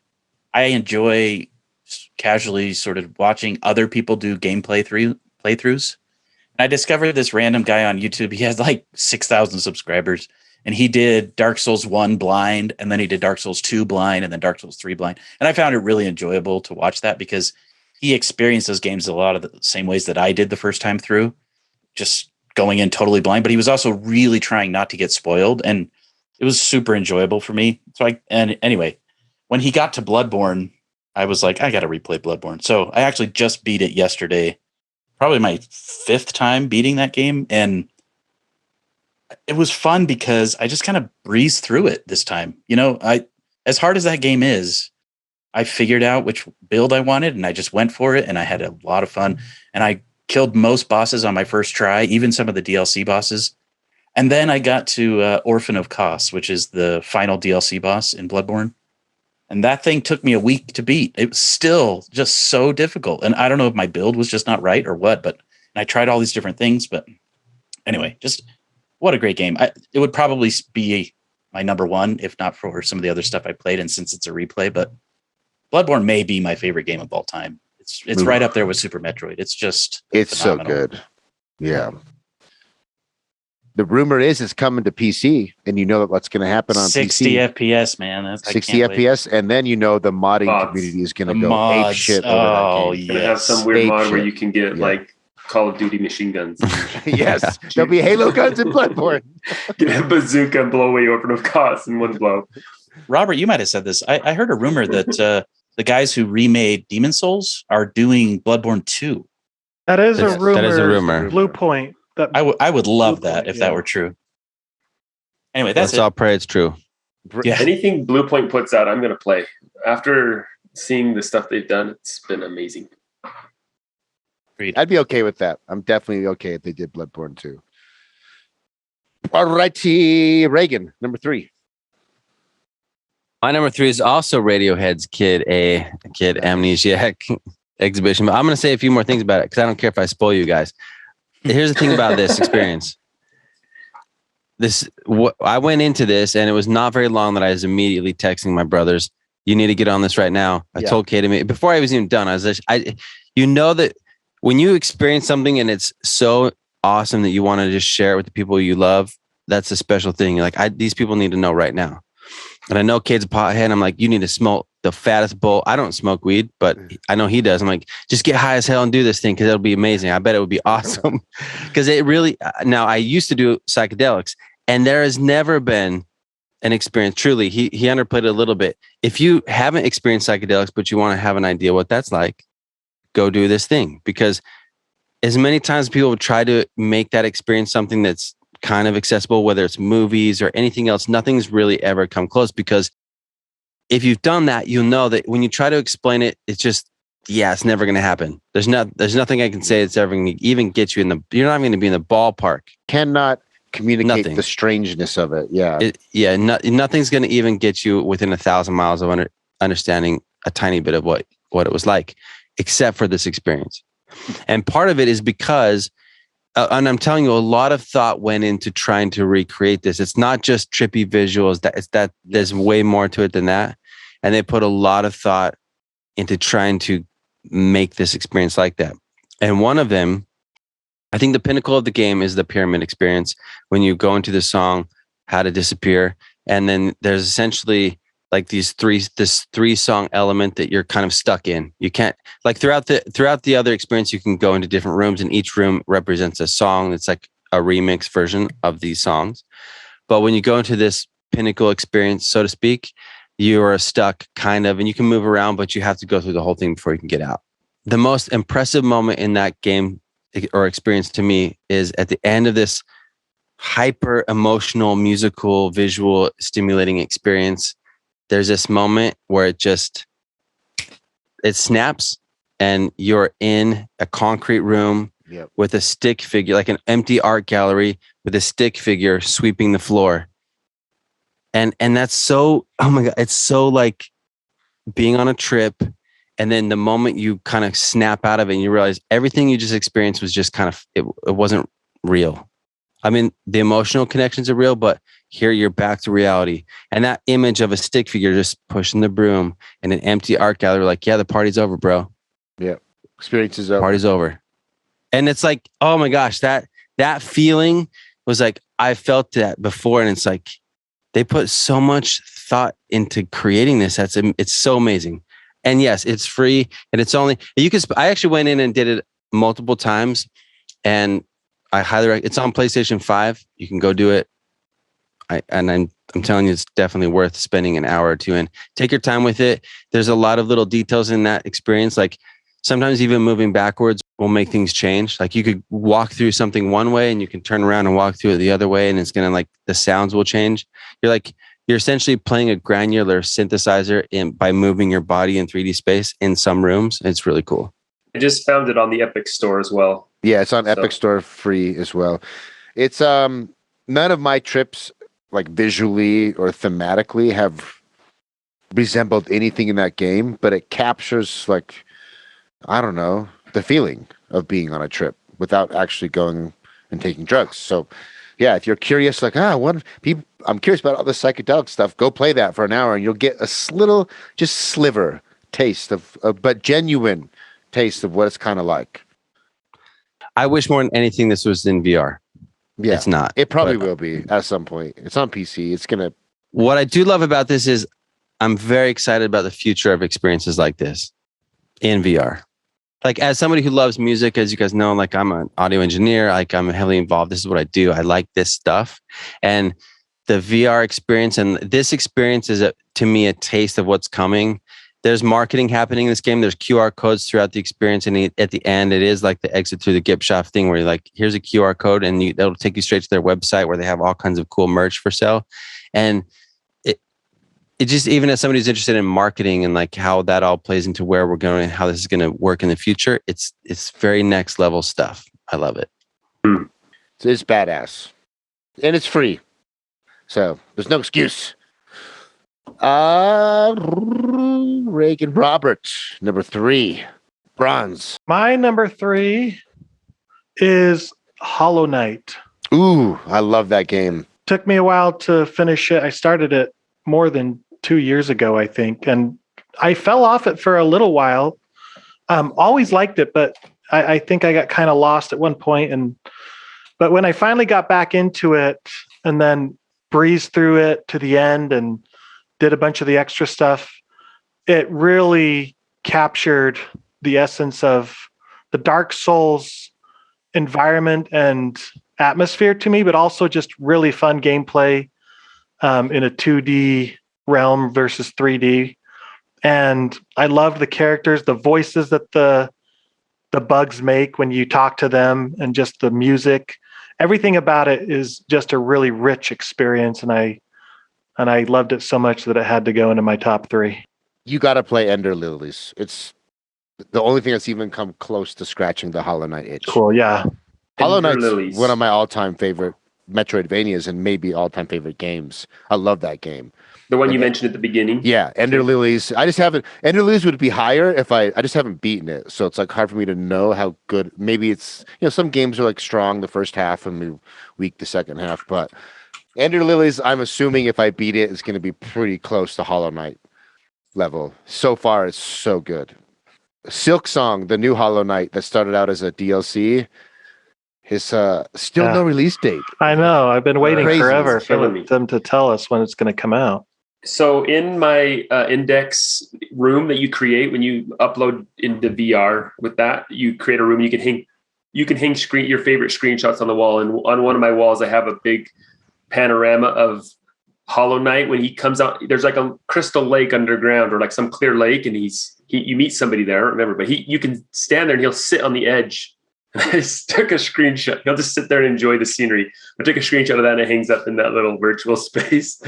But I love that game. That game, yeah, the scenery and the way they play with like parallax scrolling and the layers of depth. And it's just, man, it's so good. It's Metroidvania just polished to the best. It is excellent. Yeah. Game is awesome. It's actually up to you now, Steve. Number 3. Number 3. Okay, my number 3 is Horizon Zero Dawn. Oh, finally playing that game, huh? That I finally played it. And the funny thing is, I think I started at the beginning of the year and played like crazy at first. And then I kind of got burned out. There's a little bit of repetitiveness in that game, but I put it away. But I love how the visual experience of that game a lot, and I loved the story too. There is a lot of little audio clips and things you can listen to, and I did it for the first half of that game. I probably read every little clip thing I found and listened to every audio thing as well, but eventually I gave up on that. There's too much of it. However, still a really cool story, really fun, awesome DLC. I platinumed the game, got all the trophies in the DLC as well, but really enjoyable. Loved Horizon Zero Dawn. Have you played it, Reagan? Yeah. In fact, I remember I think Robert was the first person to have this on the list. And when he put it first as talked number about one, it, I think last year or 2 years ago. like a few years ago, I was like, dinosaurs are dumb. It's good. But I eventually tried it, and it was on my list last year. Yeah, that game is fantastic. Getting the shield armor was very like satisfying. It was one of the side quests, like getting it, and then like going back to the beginning of the game where you see it early, you're finally getting it. And you said you played Frozen Wildlands, whatever it's called, the DLC. Yeah, right? the Frozen Wilds, I think, something like that. Is it worth going back and playing? Oh, heck yeah. Yeah, it's the great. Frozen Wilds was awesome. And it adds a lot to the story too. You find out more about that dude that was helping you along the way that's kind of shady, if you know what I mean. Steven 2, bronze medal. My bronze medal game is always has been, always will be a hidden gem, a game that indie developers or something that isn't, very mainstream. My number 3 game is actually a genre of games that I have always wanted to like more, but mostly hated. And that is the FMV genre. Do y'all know what I'm talking about? I know. This must be a retro game. FMV. What is that? Remember old games like Night Trap? Stands for Dragon's Lair. full motion video. Yeah, full motion video. Yeah, full motion video. Tex Murphy games.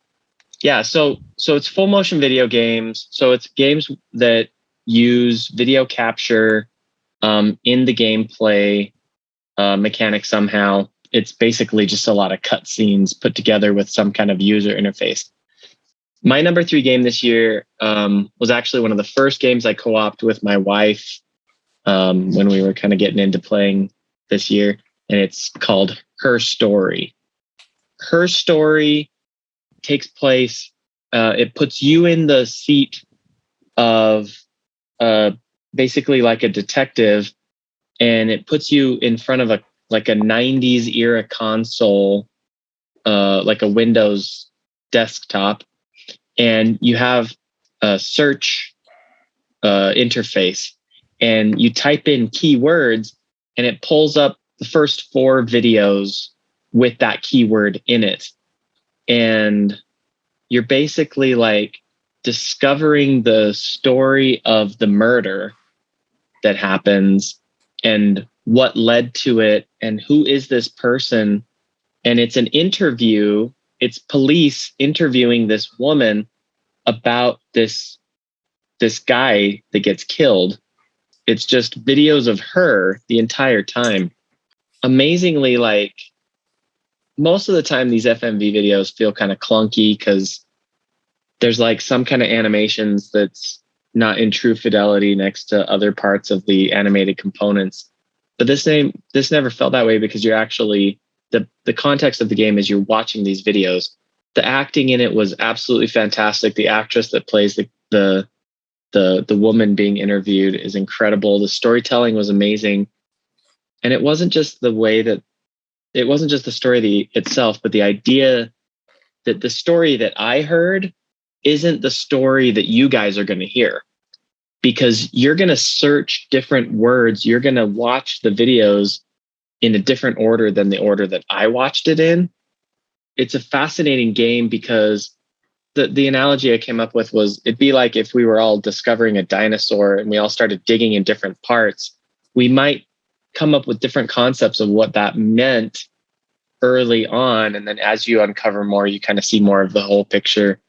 Your initial perception of what was going on or what your take of it might be completely opposite from the way someone else took it. Amazingly, this was the first game that I've ever played that my wife wanted to play it more than I did. And so for me, it definitely deserves a spot there for that reason alone. when you first started talking about it, FMV game. But I started watching some videos, and as you were describing it, you like looking at a 90s desktop computer, so it makes the whole retro 90s style like fit lore wise. And it's also made by Sam Barlow, who made Silent Hill Shattered Memories, which is a really good semi remake of Silent Hill 1 for the Wii U or Wii? I think it's the Wii. Okay. Shattered Memories is, in my opinion, like the dark horse of the Silent Hill franchise. It doesn't get enough credit, but people who play it really like it. Cool. Now I'm intrigued because I really like that game. This looks cool. Yeah, I liked it. It's not the best game of the year that I played, but definitely one of the most interesting games that I played this year. And the story was fascinating, and just, I don't know, they did something truly unique. I've never played a game like this. Just the way that they told the story, the way it unfolded, and like I said, the fact that if you do play it, Cade, like, you're not going to experience it the way I did, because you can't unless you watched the videos in the exact same order I did. You're going to come to some conclusions about who she is, who she isn't, what she did, what she didn't do. I'm always intrigued by games that I actually have to take notes to play. You know, if you just got to play a game and you just do it and you just play the game, that's cool. But I'm always intrigued when a game says, to play me, you're going to have to actually do the things that you do in real life. Like, get a notepad, get a pencil, start writing some things down. And that's definitely what we had to do. We were writing down search terms and doing all this stuff. And it was a fun game to play with each other, because we'd be like, oh, what did she say about this? And we would like talk about what she had said. And we're like, no, play that back. And it was kind of like we were the detectives, you know, trying to solve the mystery of what we saw. I played that game a few years ago and can echo the recommendation. Really fun. Detective Simulator. Yeah, Nice. kind of. Yeah. I'm watching some footage. Yeah, I'm intrigued. I'm definitely intrigued. Number 2 for me, Dante's Inferno, God of War Church Edition. It's basically the old school God of War, like God of War 1 and 2 for the PS2. Same formula, except you go through the 9 circles of hell. It's based off the Divine Comedy, Dante's, I forget what it's called, Dante something. But you play a super religious guy that goes to hell that tries to save his wife who died. And you got to go through each circle of hell. So it starts out with like gluttony, or I can't remember. It's like gluttony, lust, betrayal, goes through all these different sins. And each level of hell is aesthetically designed around that type of sin. And you keep going deeper and deeper until you square off with the big baddie Lucifer himself. It's fun. I can't believe the game was actually made. It features, I'm not joking, literally platforming sections where you're dodging flaming assholes, like big, giant assholes shooting fire out, fiery farts. Because you in the stage gluttony, everything. I'm not. It's called the blue dart. There's a section in gluttony where everything's based around like food, right? Intestinals, guts, and just fat, meat, and blood. There's just like parts. There's just like these big assholes that shoot fire, and you gotta dodge them. You fight these babies that are the lore of the babies, that they're aborted babies, and they have like blades for hands, and they birth out of the breasts of like giant demons, but have nipples for mouths, and like evil babies come out of them. It is wild, and it came out in like, it's a PS3 game, so I don't know, 2009, 2010-ish. I had heard about the game, but I just couldn't believe the things that were in the game, and that the game didn't get more maybe press. It's also really tight. It plays just as good, in my opinion, as God of War 2. Are you talking about the buttholes?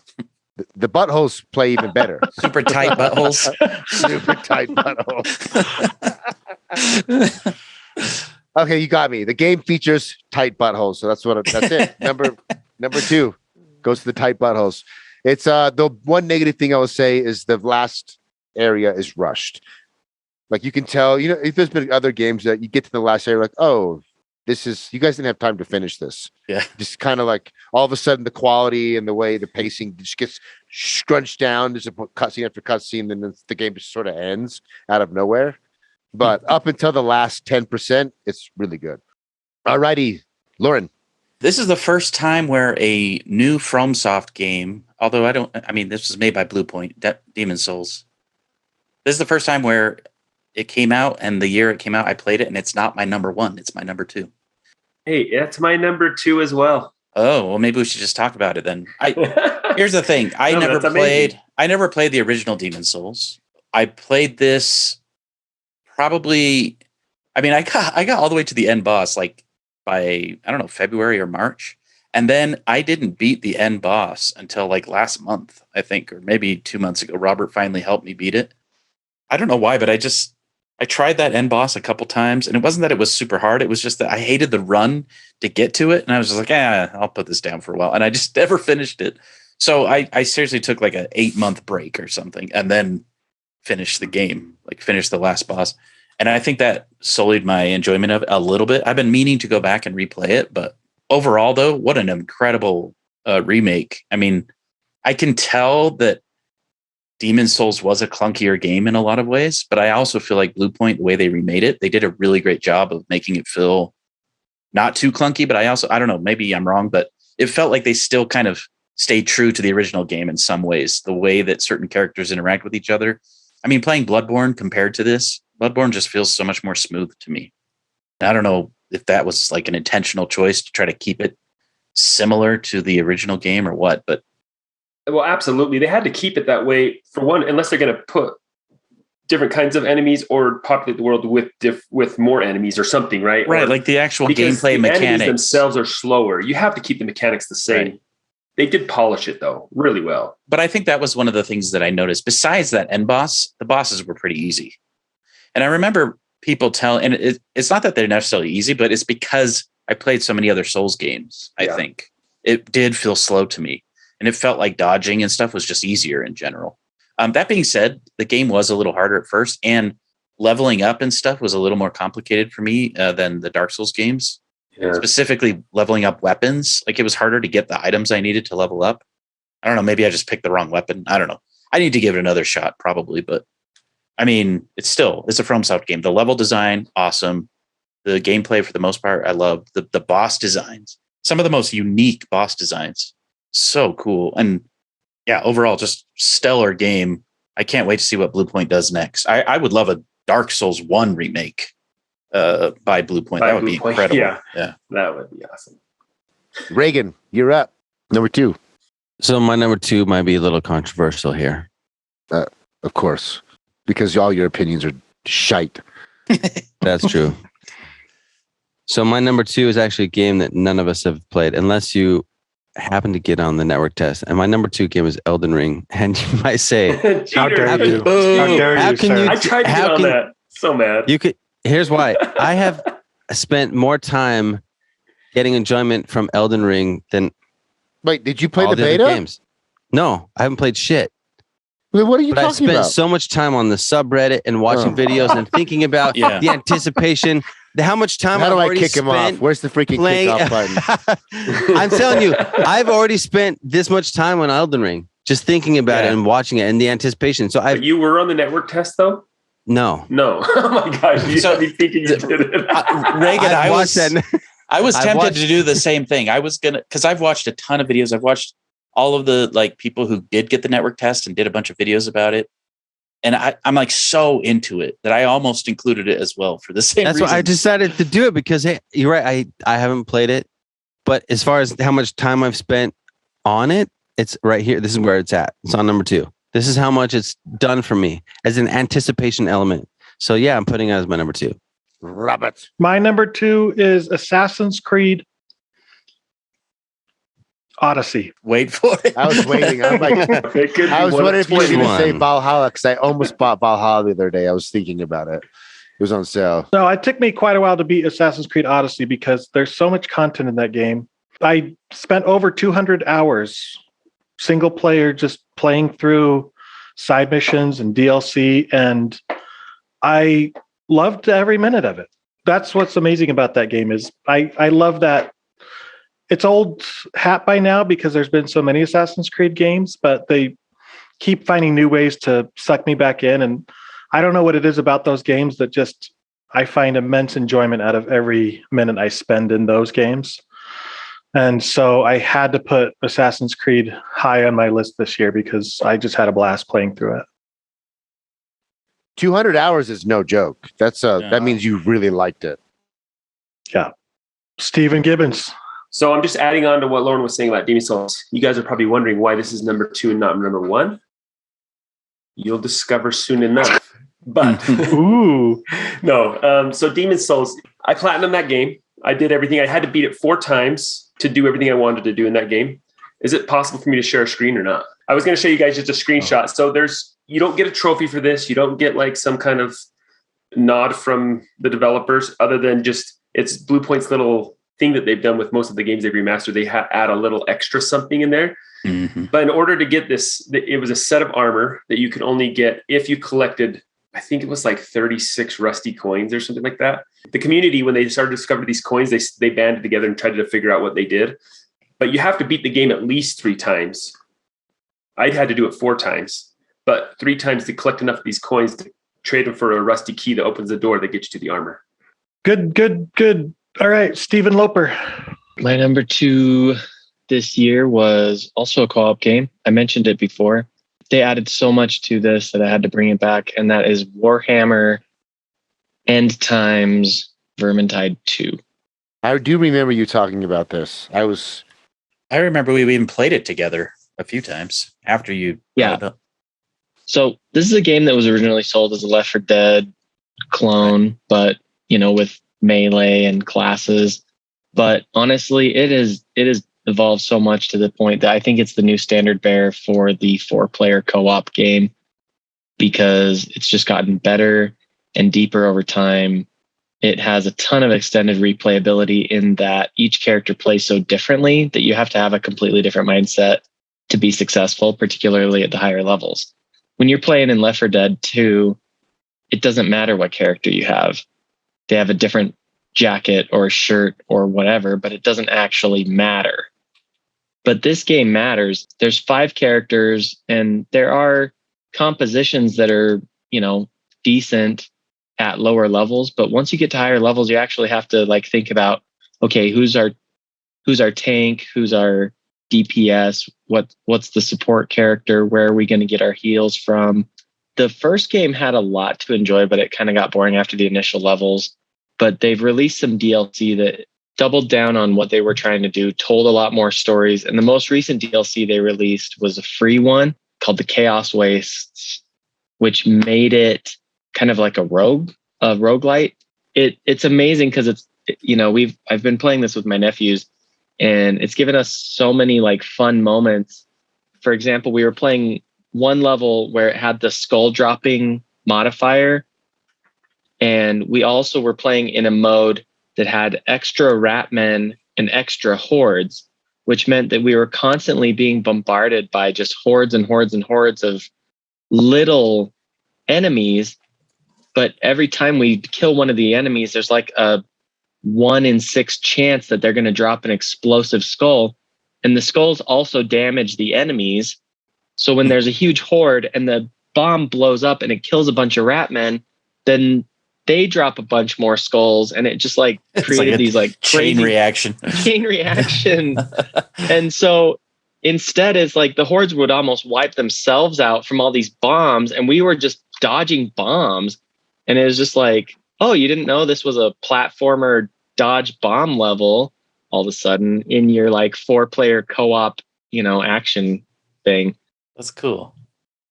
But it was really cool. And they've just continued supporting this game. It came out, I think, 3 or 4 years ago. And they've just been adding stuff. And it's an incredible game at this point. It's absolutely a blast. And if you guys ever want to get back into, doing an actual game night where we play games together instead of just talk about games at the end of the year, I would very much recommend this. I remember those days. Hey, Fall Guys. A lot of fun. I mean, when you guys talked about, playing Left 4 Dead and the old days of playing Left 4 Dead 2. Like I feel like this game would really bring back the spirit of that big time.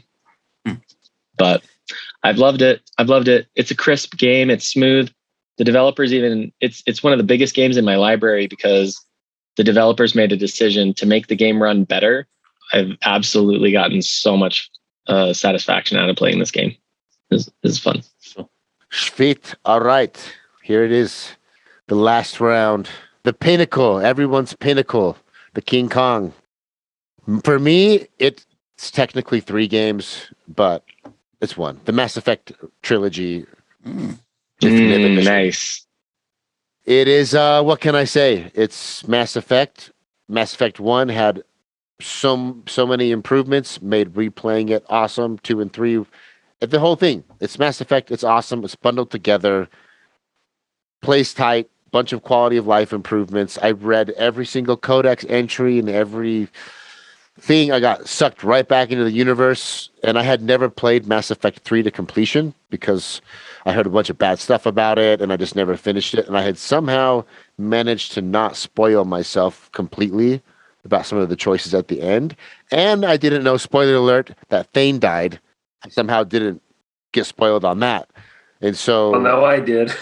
I assumed everybody played it. I'm so sorry. I'm going to try to forget that name, Thane. What? Well, have you played 3? You won't even know who it is. I've never played any of them. Oh, okay. You'll forget who he is by the time you played him. But Okay, good. I've played him and I don't even know what he's talking about. really? Because that might be the most emotional video game death I've ever experienced. I was... Yeah. Oh, Thane was my boy. Okay, yeah. Thane was my boy. No, I for sure won't forget. I know. It's in my head now. So I remember when 3 came out, everyone was upset about the ending. Well, how was your thinking when you finished all of these? I went into it thinking the ending is a complete shit show. So be ready for it to be just boiled down to nothing. And I thought it was awesome. I think it's because I had such low expectations based on all the negative stuff. That's the way to do it.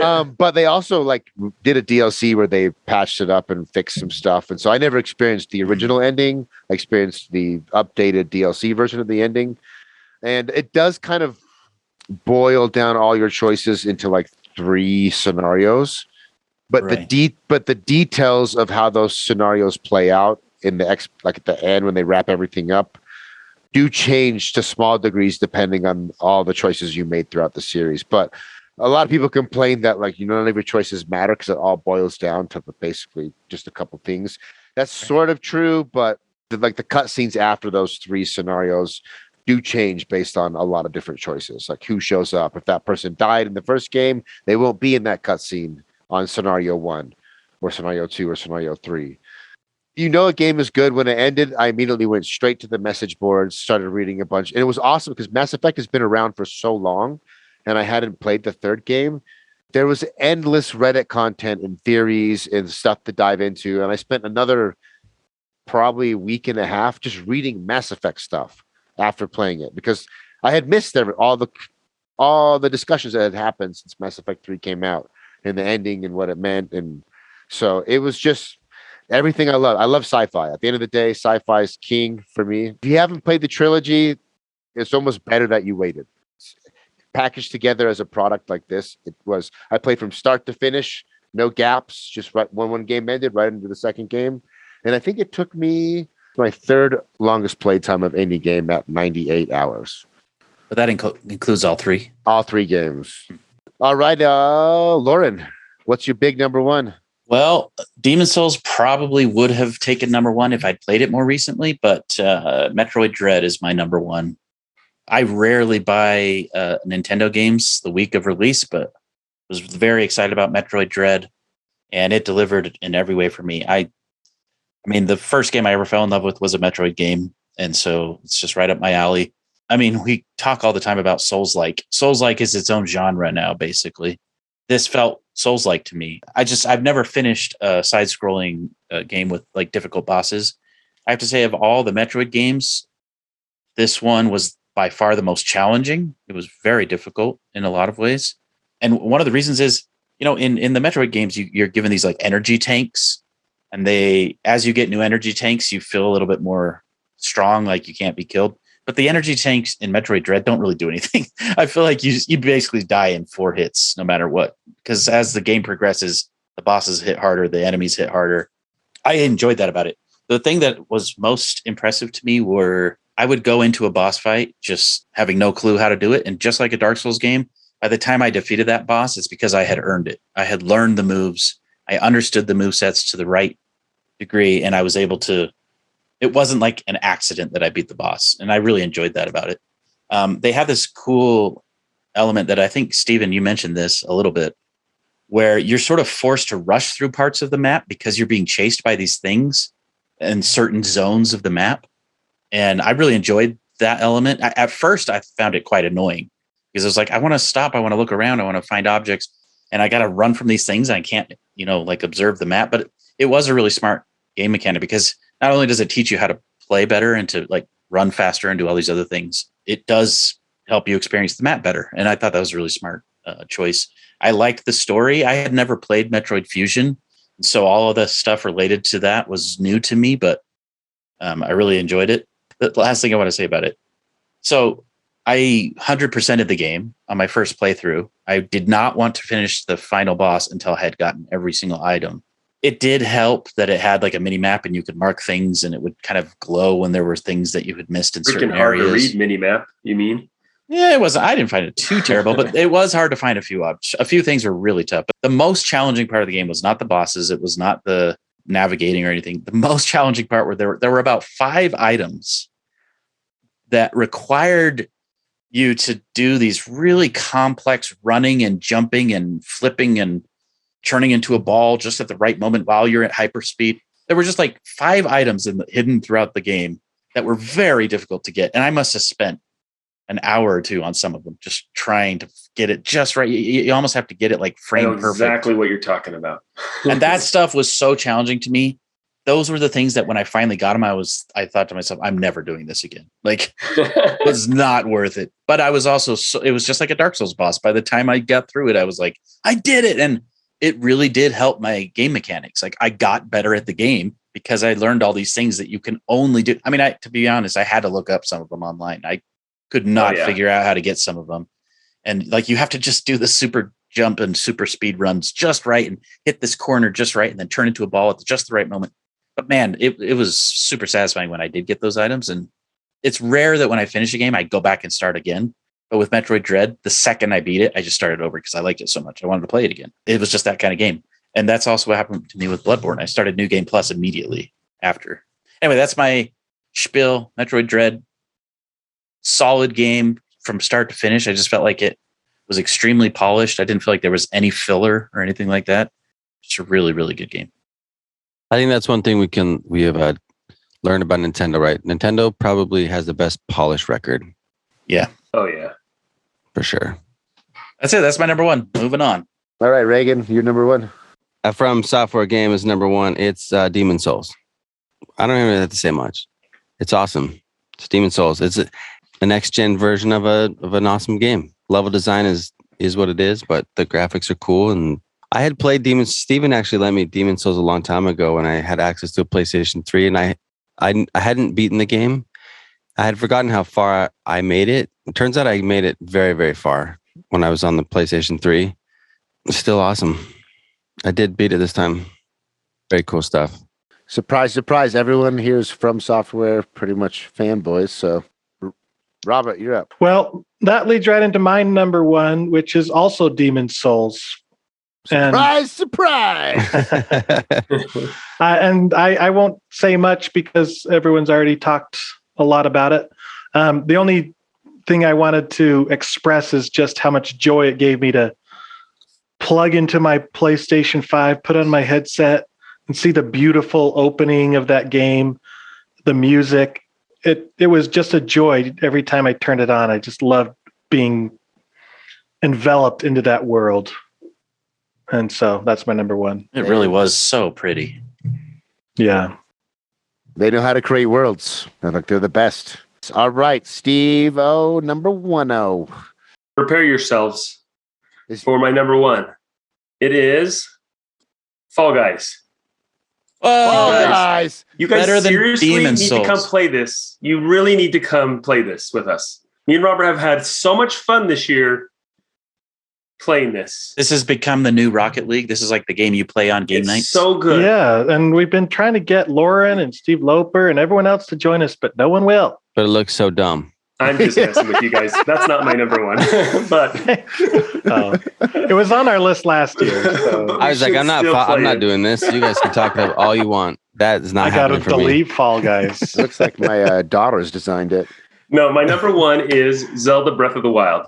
My wife gave me that game and Switch for Christmas 3 years ago. And I played a little bit of that game that year and a little bit the next year and some more this year. And it wasn't because I got bored. The honest reason I kept putting that game away is because I love that game. It is amazing. And I did not want it to end. I wanted to wait and savor it. Everything in that game is just, it's beautiful to explore. There's so many little things that they've embedded in every nook and cranny of the map. So now I really am going to share my screen and show you guys something. So I acquired everything in that game you could, except for one thing. There are 900 Korok seeds in that game, and you get each one by solving some tiny little puzzle. They're scattered across the map. But I was determined to. I was like, I'm going to do every one of those because they take you to every corner of the map and you get to see everything that the developers have put in. It's so awesome. But it got a little tedious after a while, but I'm going to show you guys this little interactive map you can find on Zelda Dungeon, but you can log in, create an account, and anything you find, you can uncheck it. So this is what my map looks like now. So you can see where I've cleared out all of the Korok seeds. So wait, you're still going for the Korok seeds? No. I got enough to unlock, because if you get a certain number, you start to unlock inventory slots. So I did enough to unlock all the inventory slots. If I were to collect the remaining 450, All you get is like poop, right? It's like a joke. yeah, if you collect another 450, I've collected about 450. If you collect the other 450, you redeem it for a little golden Korok seed, which is basically a little Korok poop. Yeah. That's exactly what it is. Why would I do that? Well, it's not it's not about the trophy. It's journey before destination. Exactly. That's the thing about this game. And it's why I don't like regret as But much there's as I too many of collect. them. I'm looking at that. I don't want that. There's too many. This is why I'm nervous about It's Elden getting Ring. mini-map overload. But yeah, so the thing about this game is it's so beautiful to find little things and to explore things they've added. And to this very day, I still follow, I hop on the Reddit sometimes. I get video feeds to my Google feed sometimes of things they're still discovering with Breath of the Wild. There's so much there. It's awesome. Anyways, when I finally beat it, it was like this kind of bittersweet moment. I was like, man, that was quite the experience. A 3-year gaming experience that I wasn't put away because I got bored with it. It wasn't put away because it got redundant. I literally put that game aside because I was savoring my experience. I still think if the weapon durability was just twice as good, I'd like the game more. The only thing I hated about that game is cooking. That drove me absolutely crazy. Like you have to I could just hear grab the 5 sound ingredients, of you it. cook them, it makes the little noise. You can skip it, but it still takes forever. I just wish that you could just be like, make 20 of these and they pop it into your inventory. I hated that cooking mechanic. That's my least favorite part of that game. Everything else, great. But there's no doubt that Elden Ring has taken inspiration from this game and from I've heard that. Yeah. That's Horizon like Zero Dawn, like these open world, beautiful games. Exploration. Yeah, Elden with Ring is like exploration. Breath of the Wild, but darker and meaner. I'm Mhm. sure, yeah. It's going to be my favorite game of all time. If you take my favorite game of this year and my favorite game of the last 7 years, there you go. That's Elden Ring. All right, Loper, you had the final number one crowning achievement of this 4-hour conversation. I know, right?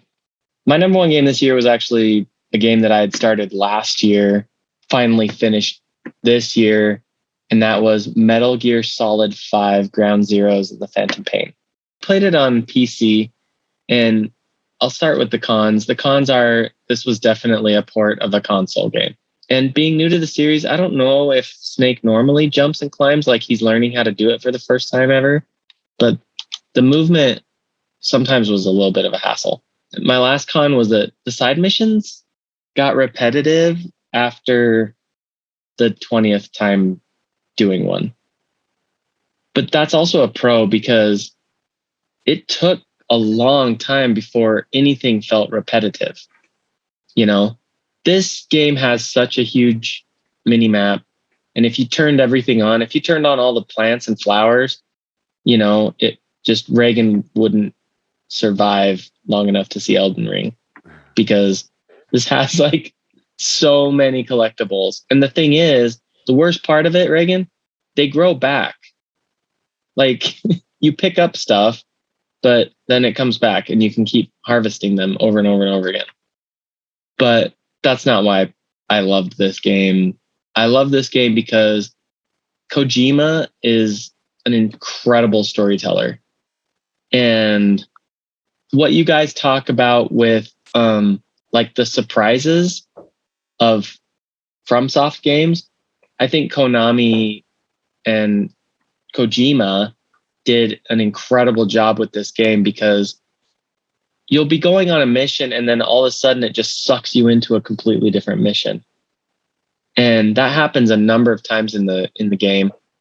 And they did such a good job with this game, kind of like what I was talking about with Hitman, starting out the night, how with Hitman you had like so many ways to accomplish a mission, right, Robert?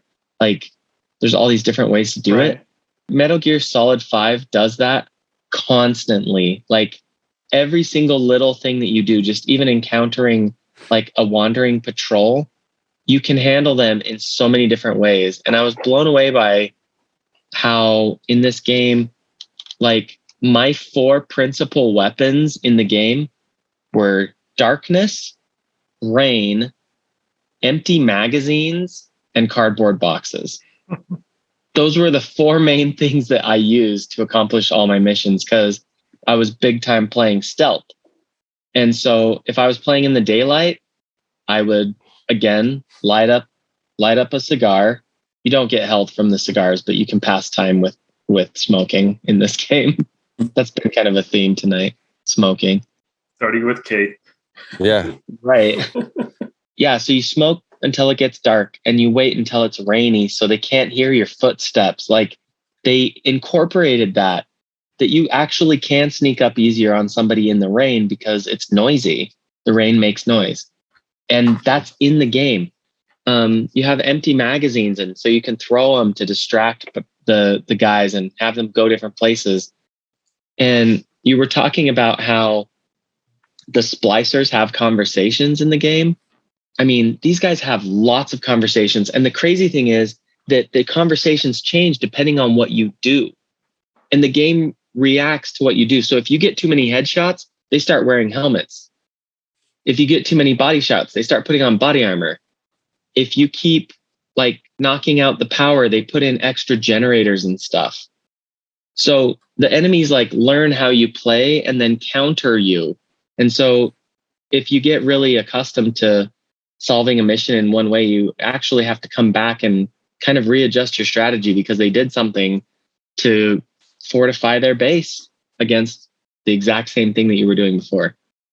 I just loved that you used noise and logical distractions to achieve your goal. And you don't even have to like go in and wipe everybody out. In fact, that's largely frowned upon because there's this kind of concept that there was a nice way to play. There was a right way to play. And I love games that have that, because the right way to play is to basically rescue everybody you meet. There's very few enemies that you actually have to kill to win the game. You can actually knock out people, fly them back to your base and recruit them and have them join your cause. I thought that was so cool.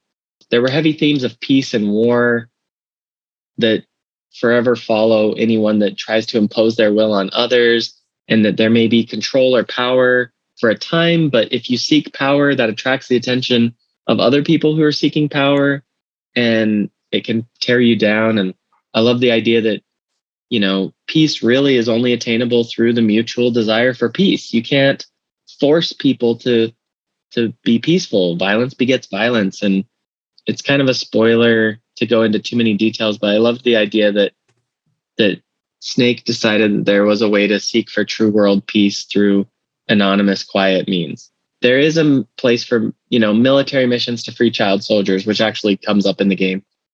or to stop terrorist groups from taking over small groups and governments. But I love the idea that Snake finally realizes that peace begets peace, and you can't strong arm your way into peace. You can't just do that, because the more you fight, the more violence occurs. And I just loved that. But just as a game, like even not being philosophical, which Kojima totally is, but even without the philosophical parts of it, like this was a game that I would load up and I'd be like, okay, I'm going to do this mission. And I have no idea what I'm getting into, because it should just be a run of the mill mission, but he may be throwing a wrinkle in here. Maybe I have the wrong equipment and I haven't prepared well enough. And this was for me as close to a perfect game that I could imagine, because it just had storytelling and the action was crisp and the stealth was true and the AI was fantastic. I was genuinely nervous to go into some of these missions because I was scared of being found. And there were a couple times where it was like everything went terrible and I had to hunker down and hide it inside the enemy base for a half an hour until the alarms went off and slowly disarm things and take out a few guys. And this game was really, really, really good. It's just a fantastic game. And all the reviewers I agree with, 10 out of 10, 5 stars. I give it all the accolades. It was by far the most complete, fun, meaningful, whatever word you want to use, game for me this year. It was just incredible. Is this the last Metal Gear game? Yep. It is. Well, There's that Metal Gear Survive, like knockoff. After Kojima left, they basically built a new game off the Phantom Pain engine. Yeah, it's Kojima's last game. Oh, it's the last Kojima. Last Kojima. Metal Gear. Yeah. But Metal Gear is a lot more action, right? It's not. Oh, yeah. Yeah. But it's plenty weird. I mean, just even from the first mission, you're like, what? Why is that guy on fire? And yeah, there's like a guy with supernatural fire powers. Why is that kid like floating around? And it gets plenty weird, plenty quick. But it actually, I mean, that was one of the coolest things about that game, and the storytelling was it was so bizarre, and I was like, what in the heck is all this? But it paid off. It explained everything. It all made sense. If you're looking for a game to jump into action, this is not actually it. It had about a half an hour of cutscenes at the beginning of the game. Like, it's a lot of cutscenes. I've heard God of War is the same way. It's a lot of cutscenes.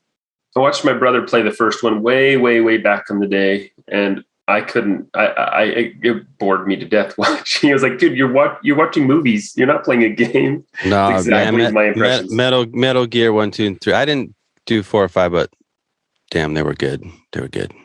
Yeah, I love Phantom Pain. I was very impressed. I haven't played the other ones. I don't know that I ever will, because I feel like. Well, now you go backwards. I don't know. I'm not invested enough in the story. Yeah, going backwards, playing something worse, and I don't know. But there's a whole multiplayer component I didn't get into where you can like invade each other's bases. I heard that's a whole nother rabbit hole that I just wasn't ready to dive into, but it sounded interesting. Very cool. There it is. And after everyone who listened all the way through, congratulations. I'm so tired. I'm like barely here. Spent more time listening to this podcast than playing some of the games we talked about.